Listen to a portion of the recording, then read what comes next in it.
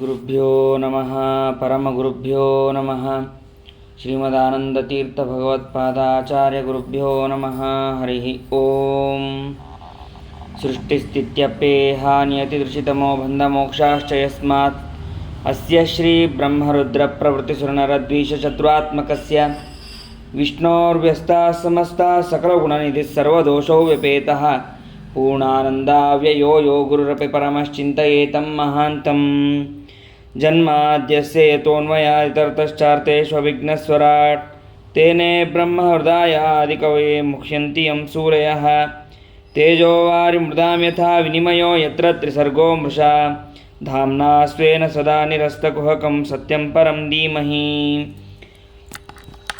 ಯಸ್ಯಾ ಕಟಾಕ್ಷಮಾತ್ರೇಣ ಬ್ರಹ್ಮರುದ್ರೇಂದ್ರಪೂರ್ವಕಾಃ ಸುರಾಃ ಸ್ವೀಯಪದಾನ್ಯಾಪುಃ ಸಾ ಲಕ್ಷ್ಮೀರ್ಮೇ ಪ್ರಸೀದತು ಅಭ್ರಮಂ ಭಂಗರಹಿತಂ ಅಜಡಂ ವಿಮಲಂ ಸದಾ ಆನಂದತೀರ್ಥಮತುಲಂ ಭಜೆ ತಾಪತ್ರಯಾಪಹಂ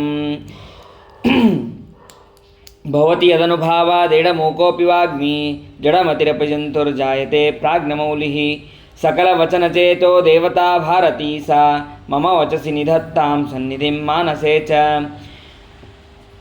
यं प्रव्रजन्तमनुपेतमपेतकृत्यं द्वैपायनो विरहकातर आजुहाव पुत्रेति तन्मयतया तरवोऽपि नेदुः तं सर्वभूतहृदयं मुनिमानतोऽस्मि वक्रतुण्डमहाकाय सूर्यकोटिसमप्रभ निर्विघ्नं कुरु मे देव सर्वकार्येषु सर्वदा यस्य वाक्कामधेनुर्नः कामितार्थान् प्रेच्छति सेवेतं जय योगीन्द्रं कामबाणच्चिदं सदा प्रणमत्कामधेनुञ्च भजत्सुरतरोपमं श्रीभावबोधकृत्पादाचिन्तानुपास्महे पूज्याय राघवेन्द्राय सत्यधर्मर्ताय च भजतां कल्पवृक्षाय नमतां कामधेनवे श्रीसत्यवरदुग्धाब्देः उत्थिता जगति तले सुधा श्रीसत्यधर्माख्या पावयेत् स्मरतस्ततः सत्याभिज्ञकराब्जोत्तान् पञ्चाशद्वर्षपूजकान् सत्यप्रमोदतीर्थार्यान् नौमिन्यायसुधारतान् आपादमौलिपर्यन्तं गुरूणाम् आकृतिं स्मरेत् तेन विघ्नाः प्रणश्यन्ति सिद्ध्यन्ति च मनोरथाः शुभान् ध्यायन्ति ये कामान् गुरुदेवप्रसादजान्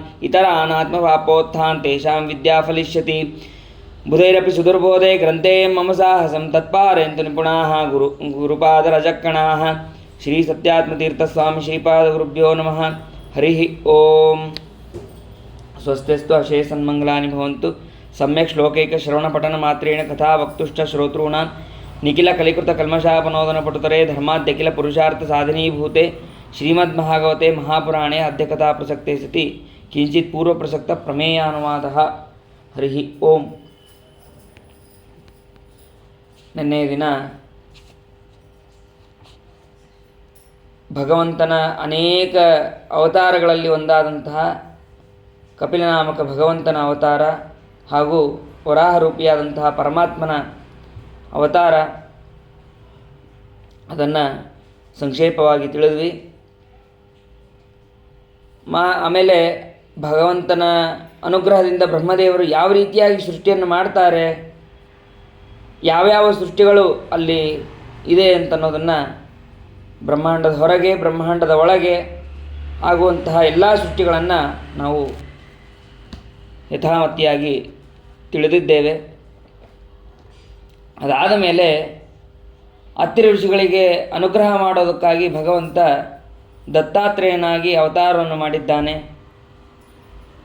ಮತ್ತು ನರನಾರಾಯಣ ರೂಪದಿಂದ ಯಮಧರ್ಮ ಹಾಗೂ ಮೂರ್ತಿಯಲ್ಲಿ ಅವತಾರವನ್ನು ಮಾಡಿದ್ದಾನೆ. ನಿನ್ನೆ ಹೇಳಬೇಕಾದ್ರೆ ಪ್ರಸೂತಿಗೆ 13 ಜನ ಅಂತ ಅಷ್ಟೇ ಹೇಳಿದ್ದೆ, ಆದರೆ 16 ಜನ ಮಕ್ಕಳಿರ್ತಾರೆ. ಅದರಲ್ಲಿ 13 ಜನನ್ನ ಯಮಧರ್ಮನಿಗೆ ಕೊಟ್ಟಿರ್ತಾರೆ. ಅದರಲ್ಲಿ ಮೂರ್ತಿ ಅಂತನೋಳು ಆ ಮೂರ್ತಿಯಲ್ಲಿ ನರನಾರಾಯಣ ರೂಪದಿಂದ ಭಗವಂತ ಅವತಾರ ಮಾಡಿದ್ದಾನೆ. ಇನ್ನು 3 ಜನ ಅಗ್ನಿಗೆ ಒಬ್ಬರು, ಪಿತೃದೇವತೆಗಳಿಗೆ ಒಬ್ಬರು, ಸ್ವಾಹ ಸ್ವಧ ಮತ್ತು ಸತೀದೇವಿಯನ್ನು ರುದ್ರದೇವರಿಗೆ ಕೊಟ್ಟು ಮದುವೆ ಮಾಡಿರ್ತಾರೆ. ಅದಾದ ಮೇಲೆ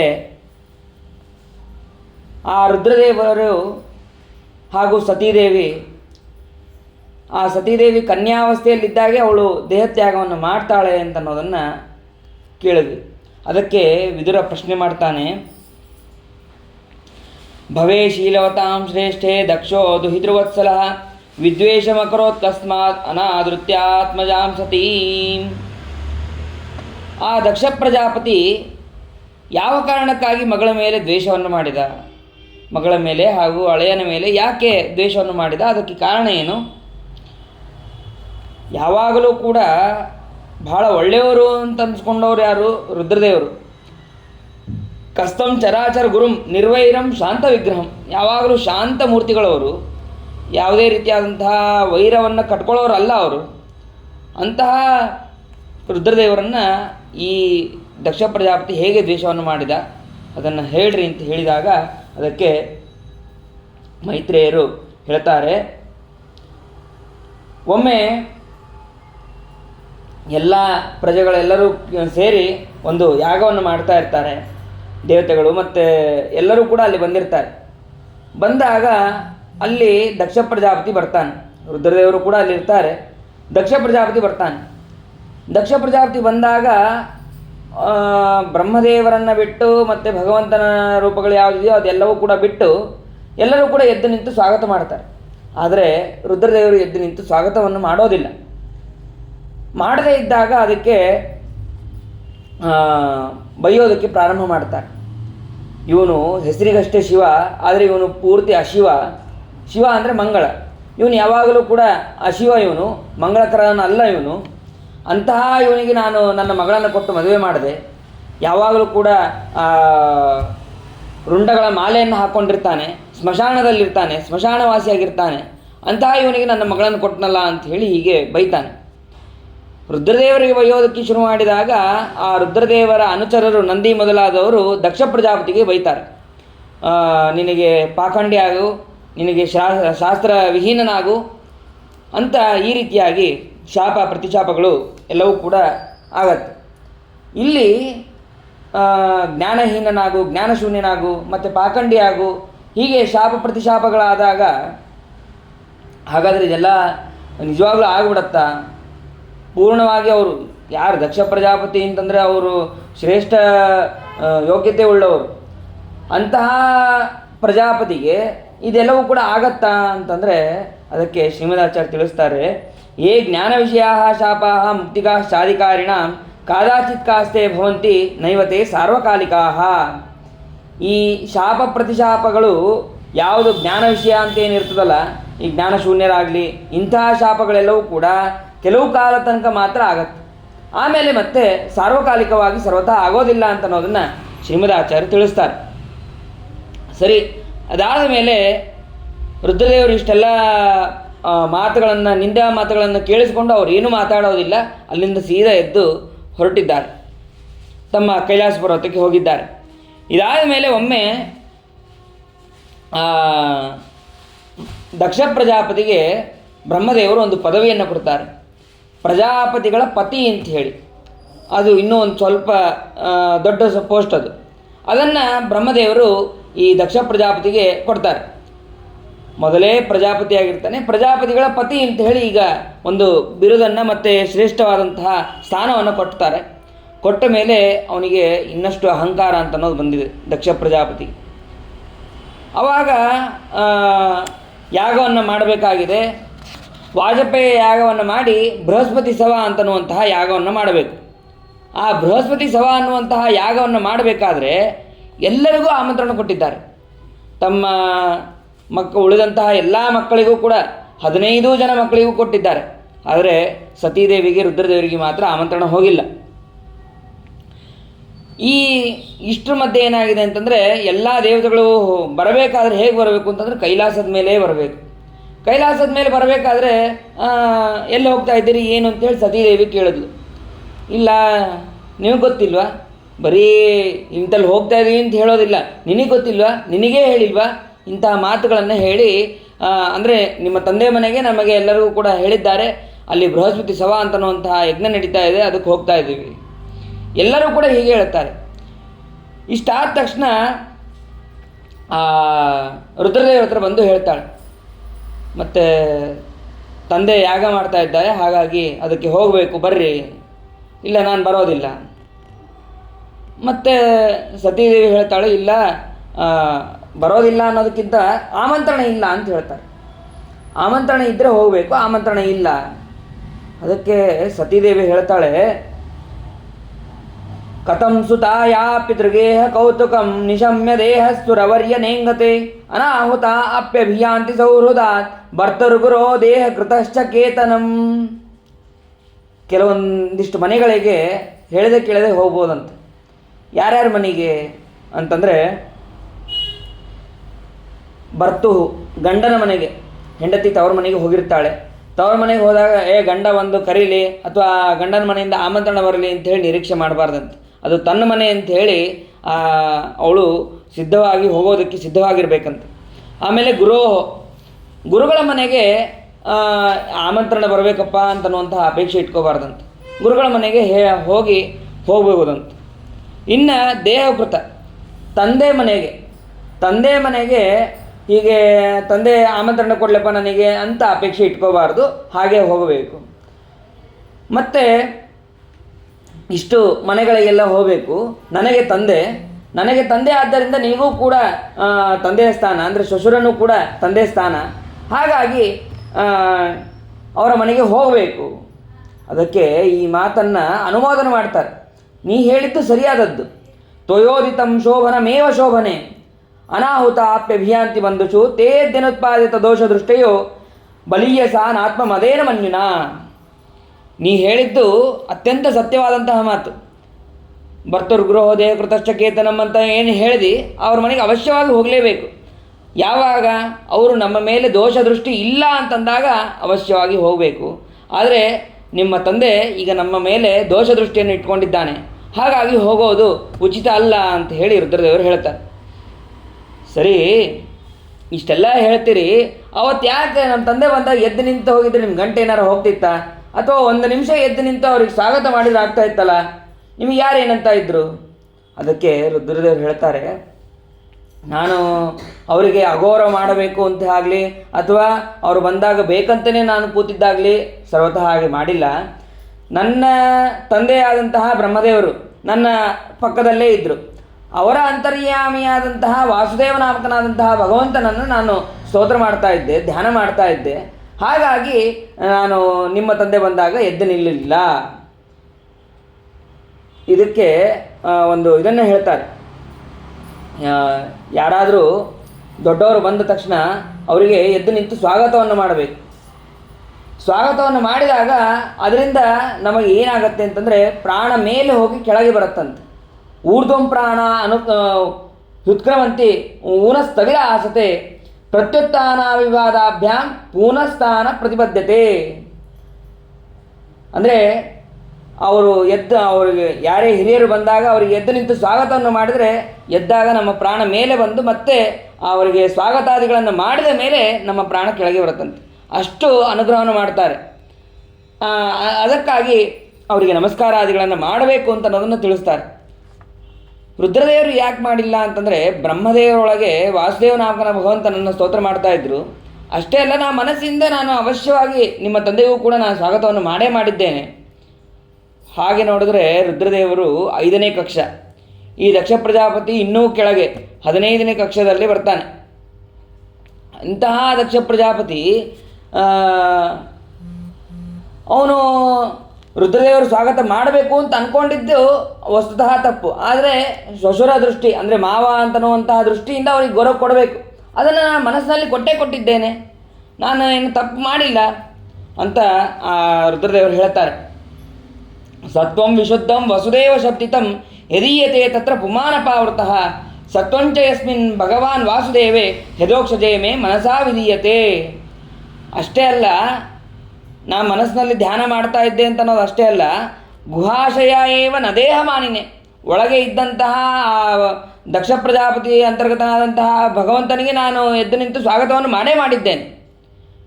ಅಂದರೆ ಮನಸ್ಸಿನಿಂದ ನಾನು ಗೌರವ ಕೊಟ್ಟಿದ್ದೇನೆ, ಅವರಿಗೂ ಕೂಡ ನಾನು ಮನಸ್ಸಿನಿಂದ ಗೌರವ ಕೊಟ್ಟಿದ್ದೇನೆ ಅಂತ ಇಷ್ಟೆಲ್ಲವನ್ನು ಕೂಡ ಹೇಳ್ತಾರೆ. ಇಷ್ಟೆಲ್ಲ ಆದ ಮೇಲೆ ರುದ್ರದೇವರು ಎಲ್ಲ ಮಾತನ್ನು ಹೇಳಿದ ಮೇಲೆ ಸುಮ್ಮನೆ ಆಗ್ತಾರೆ. ಪತ್ನಿಂಗನಾಶಂ ಹೃದಯತ್ರ ಚಿಂತೆಯನ್, ಆ ಪತ್ನಿಯ ನಾಶವನ್ನು, ಅಂದರೆ ಇವಳು ನಾ ಬೇಡ ಅಂತಂದರೂ ಇಲ್ಲೇ ಇದ್ದು ಅವರು ತಂದೆ ಹತ್ರ ಹೋಗಿಲ್ಲ ಅಂತ ಅಂದ್ಕೊಂಡು ಮರಣ ಹೊಂತಾಳೆ. ಅಥವಾ ಅಲ್ಲಿ ಹೋದ ಮೇಲೂ ಅಲ್ಲಿ ಏನೋ ಒಂದು ಅಪಚಾರ ಆಗುತ್ತೆ, ಅದರಿಂದನೂ ಕೂಡ ಇವಳು ಮರಣ ಹೊಂತಾಳೆ. ಅದಕ್ಕಾಗಿ ಇವಳು ರುದ್ರದೇವರು ಏನು ಮಾಡಿದ್ರು, ಹೋಗು ಅಂತಲೂ ಹೇಳಿಲ್ಲ, ಹೋಗಬೇಡ ಅಂತಲೂ ಹೇಳಿಲ್ಲ, ಸುಮ್ಮನೆ ಆಗ್ತಾರೆ. ಆವಾಗ ಸತೀದೇವಿ ಏನು ಮಾಡಿದ್ಲು ಅಂತಂದರೆ ತಂದೆ ಮನೆಗೆ ಹೋಗಬೇಕು ಅಂತ ಹೇಳಿ ಅವಳು ಅಲ್ಲಿಂದ ಹೊರಟಿದ್ದಾಳೆ, ಕೈಲಾಸ ಪರ್ವತದಿಂದ ಹೊರಟಿದ್ದಾಳೆ. ಆ ಸತೀದೇವಿ ಹೊರಟ ತಕ್ಷಣ ನಂದಿ ಮತ್ತು ಮೊದಲಾದವರು ಕೂಡ ಆ ರುದ್ರಗಣದವರು ಕೂಡ ಹೊರಟಿದ್ದಾರೆ. ಯಾಕೆಂದರೆ ರಾಣಿ ಹೋಗ್ತಾ ಇದ್ದಾಳೆ ಅಂತಂದರೆ ರಾಣಿ ಹಿಂದೆ ಒಂದಿಷ್ಟು ಸೇವಕರು ಇರಬೇಕು ಅಂತ ಹೇಳಿ ಹೋಗ್ತಾ ಇದ್ದಾರೆ. ಸರಿ ಆಯಿತು ಅಂಥೇಳಿ ಅಲ್ಲಿ ಹೋಗಿದ್ದಾರೆ. ಹೋದ ತಕ್ಷಣ ಯಾವ ತಂದೆ ಮುಖ ನೋಡಿ ರುದ್ರದೇವರ ಹತ್ರ ನಾನು ಜಗಳ ಮಾಡಿ ಬಂದೋ ಅಂತಹ ತಂದೆ ಸ್ವಾಗತವನ್ನೇ ಮಾಡೋದಿಲ್ಲ, ಅಥವಾ ಬಂದ್ಯ ಕೂಡು ಅಂತನ್ನುವಂತಹ ಮಾತನ್ನು ಕೂಡ ಆಡಿಸೋದಿಲ್ಲ. ಅದು ಅವಳಿಗೆ ಸತೀದೇವಿಗೆ ಬೇಜಾರಾಗುತ್ತೆ. ತಾಯಿ ಅಕ್ಕ ತಂಗಿದ್ರೆ ಎಲ್ಲರೂ ಕೂಡ ಮಾತಾಡಿಸ್ತಾರೆ. ಅದಾದ ಮೇಲೆ ತಂದೆ ಮಾತಾಡಿಸೋದಿಲ್ಲ. ಯಾಗ ಪ್ರಾರಂಭ ಆಗುತ್ತೆ. ಯಾಗ ಪ್ರಾರಂಭ ಆದ ಮೇಲೆ ರುದ್ರದೇವರಿಗೆ ಆಹುತಿಯನ್ನು ಕೊಡಬೇಕಾಗಿರುತ್ತೆ. ಆ ರುದ್ರದೇವರಿಗೆ ಆಹುತಿಯನ್ನು ಕೊಡಬೇಕಾದ್ರೆ ರುದ್ರದೇವರಿಗೆ ಆಹುತಿಯನ್ನು ಕೊಡೋದೇ ಇಲ್ಲ. ಆವಾಗ ಅವಳಿಗೆ ಇನ್ನಷ್ಟು ಸಿಟ್ಟು ಬರುತ್ತೆ. ಏನು ಅವಳೇನು ಸಾಮಾನ್ಯದವಳಲ್ಲ. ಸತೀದೇವಿ ಎಲ್ಲ ವೇದಗಳನ್ನು ತಿಳ್ಕೊಂಡವಳು. ಅವಳು ವೇದಾಭಿಮಾನಿ ದೇವತೆಯಲ್ಲಿ ಅವಳು ಕೂಡ ಒಬ್ಬಳು. ಆದ್ದರಿಂದ ಗೊತ್ತಾಗತ್ತೆ ಅವಳಿಗೆ. ಗೊತ್ತಾಗಿದ್ದೇ ತಡ ಏನು ಮಾಡಬೇಕು?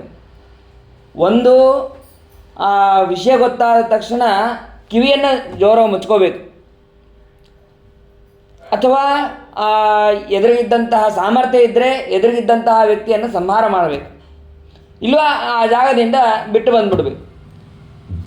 ಆದರೆ ಇದು ಯಾವುದೂ ಇಲ್ಲ ಅಂತಂದರೆ ತಮ್ಮ ದೇಹವನ್ನು ತ್ಯಾಗ ಮಾಡ್ಕೋಬೇಕು ಅಂತನ್ನುವಂಥ ನಿಯಮ ಇದೆ. ಆದರೆ ಸತೀದೇವಿ ಎಲ್ಲವನ್ನು ಬಿಟ್ಟು ದೇಹವನ್ನು ತ್ಯಾಗ ಮಾಡ್ಕೊಳ್ಳೋದಕ್ಕೆ ನೋಡೋದು. ಯಾಕೆ ಅಂತಂದರೆ ತಂದೆಯನ್ನು ಕೊಲ್ಲೋದಕ್ಕಾಗೋದಿಲ್ಲ, ಸಂಹಾರ ಮಾಡೋದಕ್ಕಾಗೋದಿಲ್ಲ. ಇನ್ನು ಕಿವಿ ಮುಚ್ಕೊಂಡು ಕೂಡೋಣ ಅಂತಂದರೆ ಗಂಡನ ನಿಂದನೆ ಆಗ್ತಾ ಇದೆ, ಅದು ಕಿವಿ ಮುಚ್ಕೊಂಡು ಕೂಡೋಕ್ಕಾಗ್ತಾ ಇಲ್ಲ. ಮತ್ತೇನು ಮಾಡಬೇಕು? ಅದಕ್ಕೆ ಅವಳು ತನ್ನ ದೇಹವನ್ನು ಅಲ್ಲೇ ಪ್ರಾಣತ್ಯಾಗ ಮಾಡೋದಕ್ಕೆ ಅಂತ ಹೇಳಿ ಅಲ್ಲೇ ಒಂದು ಅಗ್ನಿಯಲ್ಲಿ ಲಯವನ್ನು ಚಿಂತನೆ ಮಾಡ್ತಾ ಆ ದೇಹವನ್ನು ಬಿಟ್ಟಿದ್ದಾಳೆ ಸತೀದೇವಿ. ದೇಹವನ್ನು ಬಿಟ್ಟಿದ್ದೇ ತಡ ಆ ದಕ್ಷ ಪ್ರಜಾಪತಿಗೆ ಬಹಳ ಪಶ್ಚಾತ್ತಾಪ ಆಗ್ತಾ ಇದೆ. ನಾನು ಯಾಕೆ ಹಿಂಗೆ ಮಾಡಿದೆ? ಭಾಳ ಪೇಚಾಡ್ತಾ ಇದ್ದಾನೆ ಅವನು. ನಾನು ನನ್ನ ಮಗಳನ್ನು ಕಳ್ಕೊಂಡಲ್ಲ ಅಂಥೇಳಿ ಅವನು ದುಃಖ ಪಡ್ತಾ ಇದ್ದಾನೆ. ಈ ವಿಷಯ ಸತೀದೇವಿ ದೇಹವನ್ನು ಬಿಟ್ಟಿದ್ದಾಳೆ ಅಂತನ್ನೋ ವಿಷಯ ನಾರದರ ಮುಖಾಂತರ ರುದ್ರದೇವರಿಗೆ ಗೊತ್ತಾಗತ್ತೆ. ರುದ್ರದೇವರಿಗೆ ಗೊತ್ತಾದ ತಕ್ಷಣ ಅವರು ತಮ್ಮ ಜಟೆಯಿಂದ ಅಪ್ಪಳಿಸ್ತಾರೆ. ಅಪ್ಪಳಿಸಿದ್ರೆ ಅಲ್ಲಿ ವೀರಭದ್ರನ ಅವತಾರ ಆಗಿದೆ. ಅವರು ಎಷ್ಟು ಸಿಟ್ಟಿಗೆ ಬಂದಿದ್ರು ಅಂತಂದರೆ, ಎಷ್ಟು ಸಿಟ್ಟಿಗೆ ಬಂದು ಅವರು ಜಟೆಯನ್ನು ಅಪ್ಪಳಿಸಿದ್ರು ಅಂತಂದರೆ ಅದನ್ನು ವೇದವ್ಯಾಸರು ಎಷ್ಟು ಸುಂದರವಾಗಿ ಹೇಳ್ತಾರೆ.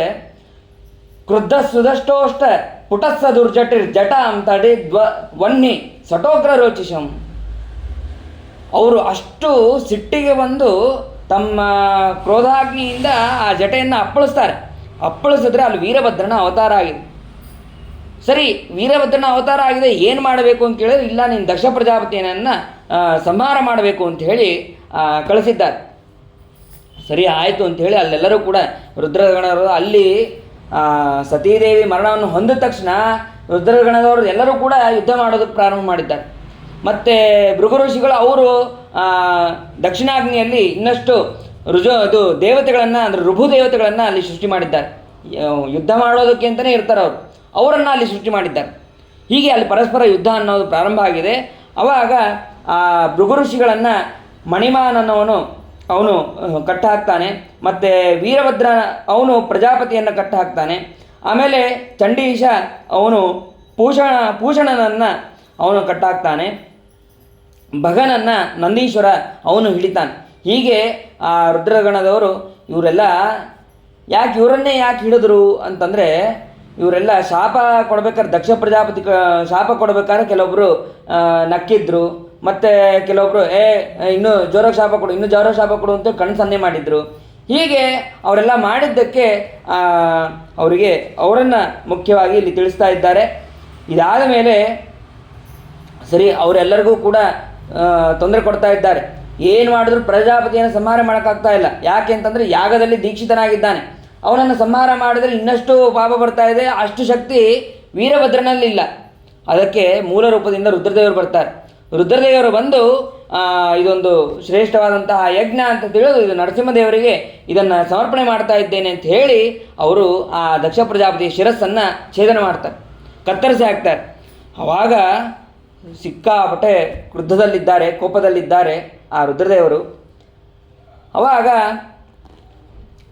ಬ್ರಹ್ಮಾದಿ ದೇವತೆಗಳೆಲ್ಲರೂ ಕೂಡ ಹೋಗಿ ಆ ರುದ್ರಾಂತರ್ಗತನಾದಂತಹ ನರಸಿಂಹರೂಪಿಯಾದಂತಹ ಪರಮಾತ್ಮನನ್ನು ಸ್ತೋತ್ರ ಮಾಡ್ತಾರೆ. ಆ ಸ್ತೋತ್ರ ಮಾಡಿ, ಇಲ್ಲ ನೀನು ಹೀಗೆ ಮಾಡಬಾರ್ದು, ಮತ್ತು ಯಾಗ ಅರ್ಧಕ್ಕೆ ನಿಲ್ಲಬಾರ್ದು, ಅದನ್ನು ಪೂರ್ಣವಾಗಿ ಮಾಡಬೇಕು ಅಂತ ಹೇಳ್ತಾರೆ. ಹೇಳಿದಾಗ ಅದಕ್ಕೇನು ಮಾಡಬೇಕು? ಹಾಗಾದರೆ ಮತ್ತೆ ಅದೇ ಮುಖ ಬಂದರೆ ಶಿಕ್ಷೆ ಕೊಟ್ಟಿದ್ದು ಮತ್ತು ಅವರು ಅಪಮಾನ ಮಾಡಿದ್ದು ಯಾವುದೂ ಕೂಡ ಗೊತ್ತೇ ಆಗೋದಿಲ್ಲ.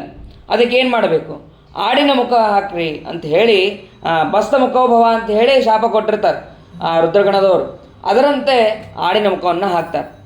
ಯಾಕೆ ಅಂತಂದರೆ ಅವನಿಗೆ ತನ್ನ ಮುಖ ನೋಡ್ಕೊಂಡಾಗೆಲ್ಲ ನೆನಪಾಗಬೇಕು, ನಾನು ರುದ್ರದೇವರ ಅವಮಾನ ಮಾಡಿದ್ದಕ್ಕಾಗಿ ನನಗೆ ಈ ಶಿಕ್ಷೆ ಆಯಿತು ಅಂತ ಅವನಿಗೂ ಗೊತ್ತಾಗಬೇಕು. ಈ ಕಥೆಯನ್ನು ಕೇಳಿದವರಿಗೂ ಕೂಡ, ಹಿರಿಯರಿಗೆ ನಾವು ಅವಮಾನ ಮಾಡಬಾರದು ಅಂತ ಅನ್ನೋದು ಕೂಡ ಗೊತ್ತಾಗಬೇಕು.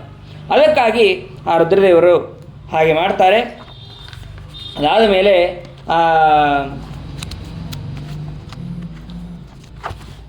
ಪೂಜನ ಹಲ್ಲು ಬಿದ್ದಿರುತ್ತೆ, ಭಗನ ಕಣ್ಣನ್ನು ಕಿತ್ತಿರ್ತಾರೆ, ಆಮೇಲೆ ಭೃಗು ಋಷಿಗಳ ಗಡ್ಡ ಮೀಸೆಗಳನ್ನು ಕಿತ್ತು ಹಾಕಿರ್ತಾರೆ. ಆಮೇಲೆ ಯಜ್ಞಕುಂಡದಲ್ಲಿ ಎಲ್ಲರೂ ಕೂಡ ಮಲ ಮೂತ್ರ ವಿಸರ್ಜನೆಯನ್ನು ಮಾಡಿರ್ತಾರೆ. ಇದಾದ ಮೇಲೆ ದಕ್ಷ ಇದು ಹೇಗಾದರೂ ಮಾಡಿ ರಕ್ಷಣೆ ಮಾಡಬೇಕು ಅಂತ ಹೇಳಿದಾಗ ಅದಕ್ಕೆ ಇವನು ಯಜಮಾನರಿಗೆ ಯಜ್ಞ ಪಶುವಿನ ತಲೆಯನ್ನು ಹಾಕ್ರಿ ಬದುಕಿಸ್ರಿ ಅಂತ ಹೇಳ್ತಾರೆ. ಪೂಜನಿಗೆ ಆಹಾರ ಏನು ಅಂತಂದರೆ ಹಿಟ್ಟನ್ನು ಕೊಡ್ರಿ ಅಂತ ಹೇಳಿ ಅವನಿಗೆ ಹೇಳ್ತಾರೆ. ಮತ್ತು ಅವನು ತನ್ನ ಹಲ್ಲಿಂದ ತಿನ್ನಬಾರ್ದು, ಮತ್ತು ಯಾರ ಹಲ್ಲಿಂದ? ಯಜಮಾನ ಹಲ್ಲಿಂದ ಅವನು ತಿನ್ನಲಿ ಅಂತ ಹೀಗೆ ಹೇಳ್ತಾರೆ. ಅದಾದ ಮೇಲೆ ಭಗನಿಗೆ ಮಿತ್ರನ ಕಣ್ಣಿನಿಂದ ನೋಡುವಂತಹ ಶಕ್ತಿ ಬರಲಿ ಅಂತ ಹೇಳಿ ಇಷ್ಟೆಲ್ಲ ಅನುಗ್ರಹವನ್ನು ಮಾಡ್ತಾರೆ. ಅದಾದ ಮೇಲೆ ಪೂಜನಿಗೆ ಅಶ್ವಿನಿ ದೇವತೆಗಳ ಬಾಹುಗಳಿಂದ ಆ ಪೂಜನ ಕೈಗಳಿಗೆ ಶಕ್ತಿ ಬರಲಿ ಅಂತ ಹೇಳಿ ಹೀಗೆ ವ್ಯವಸ್ಥಾನವನ್ನು ಮಾಡಿ ರುದ್ರದೇವರು ಅನುಗ್ರಹವನ್ನು ಮಾಡ್ತಾರೆ. ಆಮೇಲೆ ತಾವೇ ಬಂದು ದಕ್ಷ ಪ್ರಜಾಪತಿಯನ್ನು ಕೂಡ ರಕ್ಷಣೆ ಮಾಡ್ತಾರೆ, ಬದುಕಿಸಿ ಅವನಿಗೆ ದಕ್ಷ ಪ್ರಜಾಪತಿಗೆ ಆ ರುದ್ರದೇವರ ದರ್ಶನದಿಂದ ನಿರ್ಮಲವಾದಂತಹ ಮನಸ್ಸು ಮತ್ತು ಬಂದು ಮಹಾದೇವರನ್ನು ಸ್ತೋತ್ರ ಮಾಡಿ ಕ್ಷಮೆಯನ್ನು ಬೇಡ್ತಾನೆ. ಆಮೇಲೆ ಯಜ್ಞ ಮಧ್ಯದಲ್ಲಿ ನಿಂತರೆ ಅದಕ್ಕೆ ಮಾಡಬೇಕಾದಂತಹ ಪ್ರಾಯಶ್ಚಿತ್ತಾದಿಗಳನ್ನು ಮಾಡಿ ಆಮೇಲೆ ಯಜ್ಞವನ್ನು ಮುಗಿಸ್ತಾರೆ. ಆಮೇಲೆ ರುದ್ರದೇವರಿಗೆ ಭಾಗನೇ ಇಲ್ಲ ಅಂತಾಗಿತ್ತು. ಆವಾಗ ಅದಕ್ಕೆ ಉಚ್ಚಿಷ್ಟ ಭಾಗ, ಉಳಿದಂತಹ ಭಾಗ ಎಲ್ಲವೂ ಕೂಡ ರುದ್ರದೇವರಿಗಾಗಲಿ ಅಂತ ಹೇಳಿ ಬ್ರಹ್ಮದೇವರು ಹೇಳ್ತಾರೆ. ಏಷತೆ ರುದ್ರಭಾಗೋಸ್ತು ಯದುಚಿಷ್ಟೋಧ್ವರಸ್ಯ ವೈ ಅಂತ ಯಜ್ಞಸ್ಥೆ ರುದ್ರಭಾಗೇನ ಕಲ್ಪತ ಮಧ್ಯ ಯಜ್ಞ ಅದನ್ನು ಬ್ರಹ್ಮದೇವರು ಅಷ್ಟು ತಿಳಿಸ್ತಾರೆ. ಇದಾದ ಮೇಲೆ ಅಲ್ಲಿ ಯಜ್ಞ ಯಾಗಾದಿಗಳೆಲ್ಲವೂ ಕೂಡ ಮುಗಿಯುತ್ತೆ. ಇಲ್ಲಿ ಒಂದು ವಿಷಯ ಏನು ಅಂತಂದರೆ,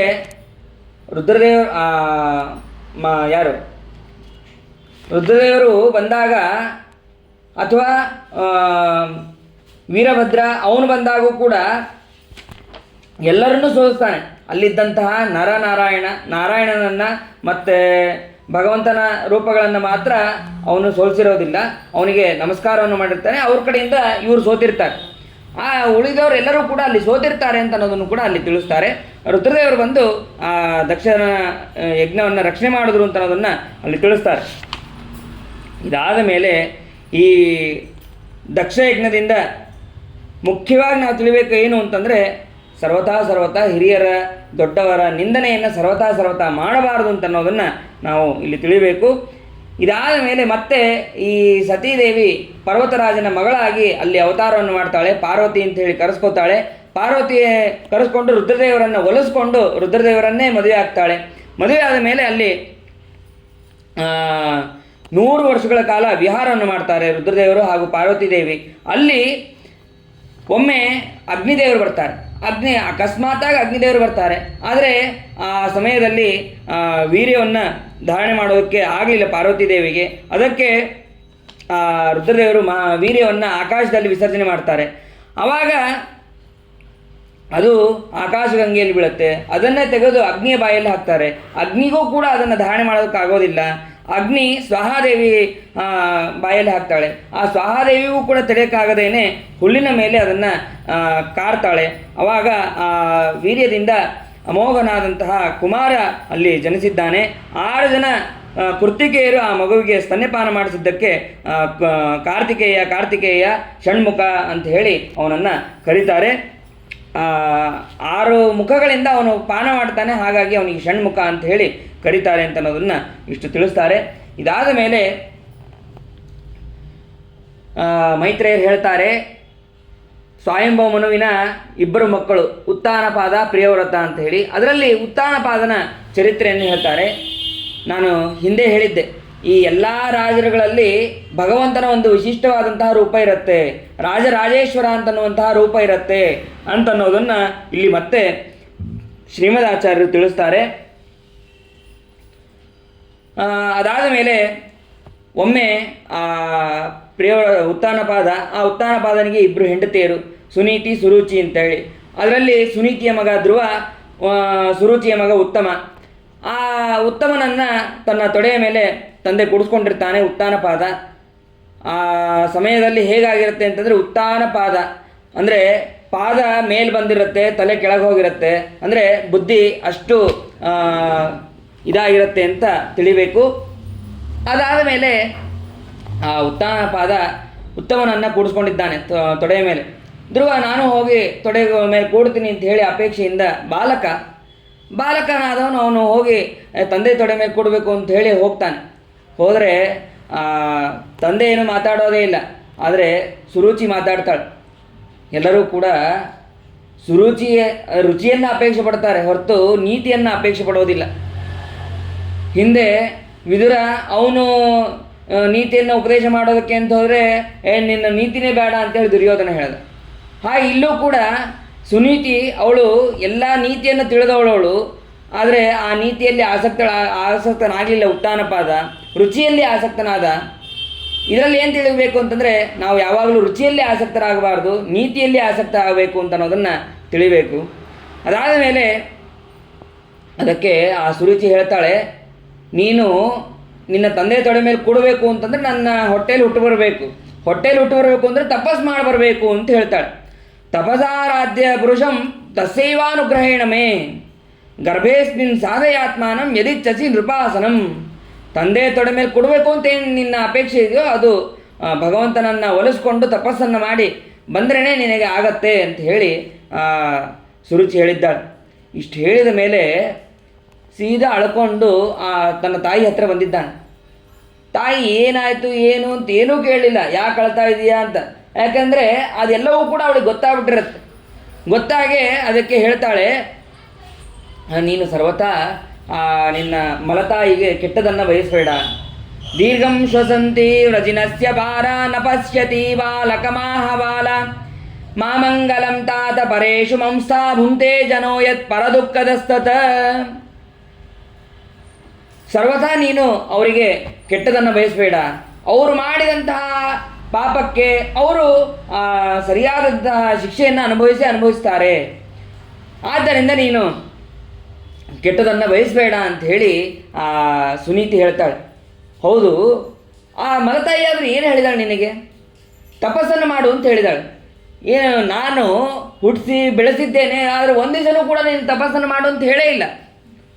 ನೋಡ್ರಿ, ತಾಯಿಯಾದಂತಹ ವ್ಯಕ್ತಿ ಹೇಗಿರಬೇಕು, ಮಗನನ್ನು ತಪಸ್ಸು ಮಾಡೋದಕ್ಕೆ ಸಿದ್ಧಳಾಗಿ ಕಳಿಸ್ತಾ ಇದ್ದಾಳೆ. ಮತ್ತೇನು ತಾನು ಹೋಗ್ತೀನಿ ತಾನು ಬರ್ತೀನಿ ಅಂತ ಹೇಳ್ತಾ ಇದ್ದಾಳ? ಇಲ್ಲ, ಒಬ್ಬನನ್ನೇ ಕಳಿಸ್ತಾ ಇದ್ದಾಳೆ. ಅಷ್ಟು ಧೈರ್ಯವಂತಳಾಗಿ ಅವಳು ಹೇಳ್ತಾ ಇದ್ದಾಳೆ, ಸತ್ಯಂ ಸುರುಚ್ಯಾಭಿಹಿತಂ ಭವಾನ್ಮೆ. ನಾನು ನನ್ನ ಹೊಟ್ಟೆಯಲ್ಲಿ ಹುಟ್ಟಿದ್ರೂ ಇಂತಹ ಮಾತನ್ನು ನಾನು ಯಾವತ್ತೂ ಕೂಡ ಹೇಳೇ ಇಲ್ಲ. ಅಂತಹ ಮಾತನ್ನು, ಯೋಗ್ಯವಾದಂತಹ ಮಾತನ್ನು ಹೇಳಿದ್ದಾಳೆ. ಸತ್ಯವಾದಂತಹ ಮಾತನ್ನು ಹೇಳಿದ್ದಾಳೆ. ಆದ್ದರಿಂದ ಭಗವಂತನನ್ನು ನೀನು ಧ್ಯಾನ ಮಾಡು. ಆರಾಧಯ ಅಧೋಕ್ಷಜ ಪಾದ ಪದ್ಮಂ ಇರೀಚಸೆ ಧ್ಯಾಸ ಮುತ್ತಮೋ ಯಥಾ. ಭಗವಂತನ ಪಾದವನ್ನು ನೀನು ಧ್ಯಾನವನ್ನು ಮಾಡು, ಪಾದ ಪದ್ಮವನ್ನು ಧ್ಯಾನ ಮಾಡು. ಧ್ಯಾನ ಮಾಡೋದರಿಂದ ನಿನಗೆ ಉತ್ತಮನ ಹಾಗೆ ನಿನಗೂ ಕೂಡ ಉತ್ತಮವಾದಂತಹ ರೀತಿಯಲ್ಲಿ ನೀನು ಏನು ಅಪೇಕ್ಷೆ ಪಟ್ಟಿದ್ಯೋ ಅದು ಸಿಗತ್ತೆ ಅಂತ ಹೇಳಿ ಹೇಳ್ತಾಳೆ. ಹೇಳಿದಾಗ ಸರಿ ಆಯಿತು ಅಂತ ಹೇಳಿ ಅಲ್ಲಿಂದ ತಪಸ್ಸಿಗೆ ಹೋಗ್ತಾ ಇದ್ದಾನೆ. ತಪಸ್ಸಿಗೆ ಹೋಗಬೇಕಾದ್ರೆ ನಾರದರು ಬರ್ತಾರಂತೆ. ನಾರದ ಎಲ್ಲಿಂದ ಬಂದರು ಅಂತಂದರೆ, ನಾರದ ತದುಪಾಕರಣ್ಯ ಜ್ಞಾತ್ವಾ ಚಾಸ್ತಿ ಚಿಕೀರ್ಷಿತಂ ಅಂತ ಅಂತಾರೆ. ಅದೆಲ್ಲ ಸಂವಾದವನ್ನು ಕೇಳಿ ಬಂದರು ಅಂತ ಹೇಳ್ತಾರೆ. ಅಂದರೆ ನಾರದರು ಎಲ್ಲ ಕಡೆ ಓಡಾಡ್ತಿರ್ತಾರೆ, ತ್ರಿಲೋಕಿ ಸಂಚಾರಿಗಳು ಅಂತ ಅನ್ನೋದನ್ನು ಮತ್ತೆ ಮತ್ತೆ ನಮಗೆ ತಿಳಿಸ್ತಾರೆ. ಆದ್ದರಿಂದ ನಾರದರು ಬಂದು ಅಲ್ಲಿ ಹೇಳ್ತಾರೆ, ಇಲ್ಲ ನೀನು ಯಾಕೆ ಹೋಗ್ತಾ ಇದ್ದೀನಿ, ಇಲ್ಲ ತಪಸ್ ಮಾಡೋಕ್ಕೆ ಹೋಗ್ತಾ ಇದ್ದೀನಿ ಅಂತ ಹೇಳ್ತಾರೆ. ಧ್ರುವರಾಜ ಹೇಳಿದಾಗ ತಪಸ್ ಮಾಡೋದಕ್ಕೆ ಯಾಕೆ ಏನಾಯಿತು, ತಪಸ್ ಮಾಡುವಂಥದ್ದು ಏನಾಯಿತು, ಇಲ್ಲ ನನಗೆ ಅವಮಾನ ಆಯಿತು, ಮಲತಾಯಿಯಿಂದ ಅವಮಾನ ಆಯಿತು, ಮತ್ತು ತಂದೆಯಿಂದನೂ ಕೂಡ ಅವಮಾನ ಆಯಿತು. ಅದಕ್ಕೆ ನಾರದರು ಹೇಳ್ತಾರೆ, ಈಗೆಲ್ಲಿ ಅವಮಾನ, ಇನ್ನೂ ಸಣ್ಣ ಹುಡುಗ ನೀನು, ನಾದನಾಪ್ಯಮಾನಂತೆ ಸನ್ಮಾನಂ ಚಾಪಿ ಪುತ್ರಕ, ಅದನ್ನೆಲ್ಲ ತಲೆಗೆ ಹಚ್ಕೋಬಾರ್ದು, ಹೋಗಿ ಆಟ ಆಡೋಕ್ಕೆ ಹೋಗು, ಏನೋ ಒಂದು ಮಾತು ಬರುತ್ತೆ ಹೋಗಿರುತ್ತೆ, ಅದನ್ನೆಲ್ಲ ತಲೆ ಹಚ್ಕೋಬಾರ್ದು, ಹೋಗಿ ಆಟ ಆಡೋಕ್ಕೆ ಹೋಗು. ಅದಕ್ಕೆ ಧ್ರುವರಾಜ ಹೇಳ್ತಾನೆ, ನನಗೆ ಈಗ ಧ್ಯಾನ ಮಾಡಬೇಕು ಅಂತ ಹೊರಟಿದ್ದೀನಿ, ಅದಕ್ಕೆ ಏನಾದರೂ ಉಪಾಯವನ್ನು ಹೇಳ್ರಿ ಹೊರತು ನನಗೆ ಮನೆಗೆ ಕಳಿಸ್ಬೇಡ್ರಿ ಅಂತ ಹೇಳ್ತಾರೆ. ಅದಕ್ಕೆ ಅವರು ಪರೀಕ್ಷೆ ಮಾಡೋದಕ್ಕೆ ಬಂದಿದ್ರಂತೆ. ಈಗ ಒಬ್ಬ ವ್ಯಕ್ತಿ ಪರೀಕ್ಷೆಯನ್ನು ಕೊಡೋದಕ್ಕೆ ಸಿದ್ಧನಾದ ಅಂತಂದರೆ ಅದಕ್ಕೆ ಹಿಂದೆ ಒಂದು 10 ಸತೆ ಅಥವಾ ಒಂದು 5-6 ಸತೆ ಆದರೂ ರಿಹರ್ಸಲ್ ಮಾಡ್ಕೊಂಡಿರ್ತಾನೆ. ಅವನ ಮನಸ್ಥಿತಿ ಹೇಗಿದೆ, ಅವನು ದೃಢ ಇದೆಯೋ ಇಲ್ಲೋ, ಪರೀಕ್ಷೆ ಕೊಡೋದಕ್ಕೆ ಸಿದ್ಧ ಇದನೋ ಇಲ್ಲೋ, ಅಥವಾ ಹೀಗೆ ಕೊಡ್ತೀಯೋ ಅಥವಾ ಇನ್ನೊಂದು ಸ್ವಲ್ಪ ದಿವಸ ಆದಮೇಲೆ ಕೊಡ್ತೀಯೋ, ಹೇಗೆ ಅದನ್ನು ರಿಹರ್ಸಲ್ಲು ಅಥವಾ ಒಟ್ಟು ಅವನ ಪರೀಕ್ಷೆಯನ್ನು, ಅವನ ಮನಸ್ಥಿತಿಯನ್ನು ಹೇಗೆ ತಿಳ್ಕೊತೀವೋ ಹಾಗೆ ನಾರದರು ಅವನ ಪರೀಕ್ಷೆ ಮಾಡೋದಕ್ಕಾಗಿ ಬಂದ್ರಂತೆ. ಅವನ ಪರೀಕ್ಷೆಯನ್ನು ಮಾಡಿಕೊಂಡೆ, ಈ ಸಣ್ಣ ಹುಡುಗ ನೀವು ಹೋಗು ಅಂದ ತಕ್ಷಣ ಹೋಗ್ಬಿಡ್ತಾನೋ ಅಂತ ನೋಡೋದಕ್ಕೋ ಏನೋ ಅಂತ ಹೇಳಿ ನಾರದರು ಬಂದ್ರಂತೆ. ಆಮೇಲೆ ಇನ್ನೊಂದು, ನಾರದರು ಅಂದರೆ ಬೇರೆ ಯಾರೂ ಅಲ್ಲ, ಬ್ರಹ್ಮದೇವರ ಮಕ್ಕಳು, ಮತ್ತು ಸ್ವಯಂಭವ ಮನುವಿನೂ ಕೂಡ ಬ್ರಹ್ಮದೇವರ ಮಗ. ಹಾಗಾಗಿ ಈ ಧ್ರುವರಾಜನಿಗೆ ಏನಾಗಬೇಕು, ತಾತ ಆಗಬೇಕು, ಸ್ವಯಂಭವ ಮನು ಕೂಡ ತಾತ ಆಗಬೇಕು, ಆ ವಂಶದಲ್ಲಿ ಬಂದಂತಹ ಮತ್ತು ನಾರದರು ಕೂಡ ತಾತ ಆಗಬೇಕು. ಹಾಗಾಗಿ ನನ್ನ ಮೊಮ್ಮಗ ಅವನು ಹೋಗ್ತಾ ಇದ್ದಾನೆ, ತಪಸ್ಸಿಗೆ ಹೋಗ್ತಾ ಇದ್ದಾನೆ, ಅವನಿಗೆ ಉಪದೇಶ ಮಾಡೋಣ ಅಂತ ಹೇಳಿ ನಾರದರು ಬಂದರು ಅಂತ ಹೇಳಿ ಹೀಗೂ ಕೂಡ ತಿಳಿಬಹುದು. ಅದಾದ ಮೇಲೆ ನಾರದರು ಉಪದೇಶವನ್ನು ಮಾಡ್ತಾರೆ. ತಪಸ್ಸಿಗೆ ಹೋಗ್ತಾ ಇದ್ದಿ, ಏನಂತ ತಪಸ್ಸು ಮಾಡ್ತಿ, ಎಂತಹ ಭಗವಂತನನ್ನು ತಪಸ್ಸು ಮಾಡಬೇಕು ಅಂತೆಲ್ಲ ಉಪದೇಶವನ್ನು ಮಾಡ್ತಾರೆ. ಉಪದೇಶವನ್ನು ಮಾಡಿದ ಮೇಲೆ ನಾರದರು ಹೇಳಿದಂತಹ ರೀತಿಯಲ್ಲೇ ಆ ಧ್ರುವರಾಜ ತಪಸ್ಸನ್ನು ಮಾಡಿದ್ದಾನೆ. ತಪಸ್ಸನ್ನು ಮಾಡ್ತಾ ಮಾಡ್ತಾ ಹೇಗೆ ಅಂತಂದರೆ 6 ತಿಂಗಳ ಕಾಲ ತಪಸ್ಸನ್ನು ಮಾಡಿದ್ದಾನೆ. ಮೊದಲನೇ ತಿಂಗಳಲ್ಲಿ 3 ದಿನಕ್ಕೊಮ್ಮೆ ಅವನು ಇದ್ದಂತಹ ಕೆಳಗೆ ಬಿದ್ದಂತಹ ಹಣ್ಣುಗಳನ್ನು ತಿನ್ನೋದು, ಕಪಿತ್ತ ಬದರಾಸನ. ಆಮೇಲೆ 2ನೇ ಮಾಸದಲ್ಲಿ 6 ದಿನಕ್ಕೊಮ್ಮೆ ತೃಣಪರ್ಣಾದಿಭಿ ಶೀರ್ಣೈಹಿ, ಕೆಳಗೆ ಬಿದ್ದಂತಹ ಎಲೆ ಇವೇ ಮೊದಲಾದಗಳನ್ನು ತಿಂತಾ ಇದ್ದಾನೆ, ಹುಲ್ಲು ಎಲೆಗಳನ್ನು ತಿಂತಾ ಇದ್ದಾನೆ. ಮತ್ತು 3ನೇದು 9 ದಿನಕ್ಕೊಮ್ಮೆ ಕೇವಲ ನೀರು ಗಾಳಿ ಇದರಿಂದನೇ ಮಾತ್ರ ಅವನು ಇದ್ದಾನೆ. ಆದರೆ 4ನೇ ತಿಂಗಳಲ್ಲಿ 12 ದಿನಕ್ಕೊಮ್ಮೆ ಕೇವಲ ಗಾಳಿ. ನಾವೊಂದು 10 ನಿಮಿಷ ಹಿಂಗೆ ಪ್ರಾಣಾಯಾಮ ಮಾಡಬೇಕು ಅಂತಂದರೆ ನಮ್ಮ ಮೂಗು ಹೋಗಿರುತ್ತದೆ, ನಮ್ಮ ಎಲ್ಲೆಲ್ಲೋ ಕೆಮ್ಮು ಗಿಮ್ಮು ಎಲ್ಲನೂ ಆಗಿರುತ್ತೆ. ಆದರೆ 12 ದಿನಕ್ಕೊಮ್ಮೆ ಒಮ್ಮೆ ಪೂರ್ಣವಾಗಿ ರೇಚಕ ಪೂರಕ ಕುಂಭಕ ಅಂತೇನಿದೆ, ಒಂದು ಸತಿ ಕುಂಭಕ ತೊಗೊಂಡ್ರೆ ಮುಗೀತು, ಅದನ್ನು 12ನೇ ದಿನ ಆದಮೇಲೆ ಮತ್ತೆ ಬಿಡ್ತಾ ಇದ್ದ. ಮತ್ತು 12ನೇ ದಿನ ಆದಮೇಲೆ ಮತ್ತೆ ಅವನು ರೇಚಕ ಪೂರಕ ಕುಂಭಕ ಈ ರೀತಿಯಾಗಿ ಅವನು ಮಾಡ್ತಾ ಇದ್ದಾನೆ. ಆದಮೇಲೆ 5ನೇ ತಿಂಗಳಿಗಂತೂ ಪೂರ್ಣವಾಗಿ 12 ದಿನಕ್ಕಾದ್ರೂ ಬಿಡ್ತಾ ಇದ್ದ, ಈಗ ಅದನ್ನೂ ಬಿಡ್ತಾ ಇಲ್ಲ. ಪೂರ್ಣವಾಗಿ ಕುಂಭಕದಲ್ಲಿ ಇದ್ದಾನೆ, ಪ್ರಾಣಾಯಾಮದಲ್ಲಿ ಇದ್ದಾನೆ, ಯಾವುದೇ ರೀತಿಯಾದಂತಹ ಶ್ವಾಸವನ್ನು ಬಿಡ್ತಾ ಇಲ್ಲ. ಇದರಿಂದ ಇಡೀ ಜಗತ್ತಿಗೆ ತೊಂದರೆ ಆಗ್ತಾ ಇದೆ. 2 ರೀತಿ, ಒಳ್ಳೆಯವರು ತಪಸ್ಸು ಮಾಡಿದ್ರೂ ಜಗತ್ತಿಗೆ ತೊಂದರೆ ಆಗಲ್ಲ, ಏನೋ ಒಂದು ವಿಚಿತ್ರವಾದಂತಹ ಘಟನೆಗಳಾಗತ್ತೆ. ಆದರೆ ಕೆಟ್ಟವರು ತಪಸ್ಸು ಮಾಡಿದಾಗ ಲೋಕಕ್ಕೆ ಕಂಟಕನೇ ಆಗತ್ತೆ. ಹಿರಣ್ಯಕಶಿಪು ಚರಿತ್ರೆನೇ ಕೇಳ್ತೀವಿ, ಅವನು ತಪಸ್ಸು ಮಾಡಿದಾಗಂತೂ ಲೋಕ ಎಲ್ಲ ಭಾರಿ ಇದಾಯಿತು, ತೊಂದರೆ ಆಯಿತು ಅಂತ. ಆದರೆ ಇವನು ತಪಸ್ಸು ಮಾಡ್ಬೇಕಾದ್ರೆ ಎಲ್ಲ ದೇವತೆಗಳೆಲ್ಲ ಬಂದು ವಿಘ್ನ ಕೊಡ್ತಾರಂತೆ, ವಿಘ್ನ ಮಾಡ್ತಾರಂತೆ. ವಿಘ್ನ ಮಾಡಿದಾಗ ಎಲ್ಲ ಅದನ್ನು ಒಂಚೂರು ಕೂಡ ಅವ್ರಿಗೇನೇ ಎಷ್ಟೇ ವಿಘ್ನ ಮಾಡಿದ್ರು ಅದನ್ನು ಯಾವುದೂ ಕೂಡ ಲಕ್ಷಣೆ ಕೊಡೋದಿಲ್ಲ, ಅಷ್ಟು ಭಗವಂತನಲ್ಲಿ ಆಸಕ್ತನಾಗಿರ್ತಾನೆ. ಅಷ್ಟೇ ಅಲ್ಲ, ಅದಕ್ಕೆ ಶ್ರೀಮದಾಚಾರ್ಯರು ತಿಳಿಸ್ತಾರೆ, ದೇವತೆಗಳೇನಾದರೂ ವಿಘ್ನ ಮಾಡಲೇಬೇಕು ಅಂತ ಮಾಡಿದರೆ ಈ ಧ್ರುವರಾಜದಿಂದನೂ ಕೂಡ ತಪ್ಪಿಸ್ಕೊಳ್ಳೋಕೆ ಸಾಧ್ಯನೇ ಇಲ್ಲ. ಇವನಿಗೊಂದು ಕೀರ್ತಿ ಕೊಡಬೇಕು ಅಂತ ಅನ್ನೋ ಸಲುವಾಗಿ ಮಾಡಿದ್ದಕ್ಕಾಗಿ ಅದು ಯೋಗ್ಯವೇ ಆಗಿದೆ ಅಂತಂದು ಅದನ್ನು ತಿಳಿಸ್ತಾರೆ. ಅದಾದ ಮೇಲೆ ಇಷ್ಟಾದ ಮೇಲೆ ಎಲ್ಲರ ಲೋಕಪಾಲಕರ ಎಲ್ಲರದೂ ಕೂಡ, ಇಡೀ ಲೋಕದಲ್ಲಿದ್ದವರಿಂದ ಎಲ್ಲರಿಗೂ ಕೂಡ ಪೂರ್ಣ ಶ್ವಾಸ ನಿರೋಧ ಆಗಿದೆ ಅಂತ. ಯಾರಿಗೂ ಕೂಡ ಶ್ವಾಸವನ್ನೇ ಮಾಡೋಕ್ಕಾಗ್ತಾ ಇಲ್ಲ. ಲೋಕ ನಿರುತ್ವಾಸ ನಿಪೀಡಿತ ವೃಷಂ ಸಲೋಕಪಾಲ ಶರಣಂ ಯಯೂರ್ ಹರಿಂ. ಎಲ್ಲ ಲೋಕಪಾಲಕರು ಎಲ್ಲರೂ ಕೂಡ ಭಗವಂತನನ್ನು ಶರಣ ಹೊಂದಿದ್ದಾರಂತೆ. ಯಾಕೆ ಅಂತಂದರೆ ಉಸಿರಾಡೋಕ್ಕಾಗ್ತಾ ಇಲ್ಲ, ಅಂದರೆ ಅಷ್ಟು ಶ್ರೇಷ್ಠವಾದಂತಹ ತಪಸ್ಸನ್ನು ಮಾಡ್ತಾ ಇದ್ದಾನೆ. ಅವನನ್ನು ನೀನು ಅನುಗ್ರಹ ಮಾಡು, ರಕ್ಷಣೆ ಮಾಡು ಅಂತೇಳಿ ಎಲ್ಲ ಲೋಕಪಾಲಕರು ಆ ಭಗವಂತನನ್ನು ಶರಣ ಹೊಂದಿದ್ದಾರೆ. ಆವಾಗ ಭಗವಂತ ಅವನಿಗೆ ಎಲ್ಲ ದೇವತೆಗಳಿಗೆ ಮೊದಲು ಆಶ್ವಾಸನೆ ಕೊಡ್ತಾನೆ, ಆಯಿತು ನಾನು ಅವನಿಗೆ ಅನುಗ್ರಹವನ್ನು ಮಾಡ್ತೀನಿ ಅಂಥೇಳಿ. ಅದಾದ ಮೇಲೆ ಅಲ್ಲಿ ಭಗವಂತ ಪ್ರತ್ಯಕ್ಷನಾಗಿದ್ದಾನೆ. ಪ್ರತ್ಯಕ್ಷನಾದ ತಕ್ಷಣ ಅವನಿಗೆ ಇಷ್ಟೋ ತನಕ ಧ್ಯಾನವನ್ನು ಮಾಡ್ತಾ ಇದ್ದ. ಧ್ಯಾನವನ್ನು ಮಾಡಬೇಕಾದ್ರೆ ಅದೇ ಸಮಾಧಿ ಅವಸ್ಥಾ ಮತ್ತು ಅಸಂಪ್ರಜ್ಞಾತ ಸಮಾಧಿ, ಆ ಅವಸ್ಥೆಯಲ್ಲಿ ಅವನು ಧ್ಯಾನವನ್ನು ಮಾಡ್ತಾ ಇದ್ದ. ಧ್ಯಾನವನ್ನು ಮಾಡಬೇಕಾದ್ರೆ ಒಳಗಿದ್ದಂತಹ ರೂಪವನ್ನು ಮಾಯ ಮಾಡ್ತಾನೆ ಭಗವಂತ. ಮಾಯ ಮಾಡಿದ ತಕ್ಷಣ ಮತ್ತೆ ಹೊರಗೆ ತಕ್ಷಣ ಕಂಡುಬಿಡ್ತಾನೆ. ಯಾಕೆ ಒಳಗೆ ಮಾಯ ಆಯ್ತಲ್ಲ ಅಂತೇಳಿ ತಕ್ಷಣ ಕಂಡುಬಿಟ್ಟ. ಅವಾಗ ಹೊರಗಡೆ ಭಗವಂತ ಅದ್ಭುತವಾದಂತಹ ರೂಪವನ್ನು ನೋಡಿದ್ದಾನೆ. ರೂಪವನ್ನು ನೋಡಿದ ತಕ್ಷಣ ಏನು ಮಾತಾಡಬೇಕು ಅನ್ಸಿದ್ದ ಗೊತ್ತಾಗ್ತಾ ಇಲ್ಲ. ಕಣ್ಣಲ್ಲಿ ದರ ದರ ದರ ನೀರು ಬರ್ತಾ ಇದೆ. ಆ ಭಗವಂತನ ಅದ್ಭುತವಾದಂತಹ ಪ್ರತಿಮೆಯನ್ನು ನೋಡಿ ಆನಂದ ಆಗಿದೆ. ಆವಾಗ ಸ್ತೋತ್ರವನ್ನು ಮಾಡ್ತಾನೆ. ಭಗವಂತ ತನ್ನ ಶಂಖವನ್ನು ಬಲ ಕಪೋಲಕ್ಕೆ ಸ್ಪರ್ಶ ಮಾಡ್ತಾನೆ. ನೋಡ್ರಿ, ನಾವು ಮಾತಾಡಬೇಕು, ನಾವು ಏನೇ ಒಂದು ಸ್ತೋತ್ರ ಮಾಡಬೇಕು ಅಂತಂದರೂ ಭಗವಂತನ ಹಾಗೂ ಲಕ್ಷ್ಮೀದೇವಿಯ ಅನುಗ್ರಹ ಇರಲೇಬೇಕು ಅಂತನ್ನೋದನ್ನು ಮತ್ತೆ ನಮಗೆ ಈ ಭಾಗವತದಲ್ಲಿ ತಿಳಿಸ್ತಾ ಇದ್ದಾರೆ. ಯೋಂತ ಪ್ರವಿಶ್ಯ ಮಮ ವಾಚಮಿಮಾಂ ಪ್ರಸುಪ್ತಾಂ ಸಂಜೀವಯತ್ಯ ಕಿಲ ಶಕ್ತಿಧರಸ್ವಧಾಮ್ನ ಅನ್ಯಾಶ್ಚ ಹಸ್ತಚರಣ ಶ್ರವಣತ್ವಗಾದೀನ್ ಪ್ರಾಣಾನ್ ನಮೋ ಭಗವತೆ ಪುರುಷಾಯ ತುಭ್ಯಂ. ಧ್ರುವರಾಜರು ಸ್ತೋತ್ರ ಮಾಡ್ತಾ ಇದ್ದಾರೆ.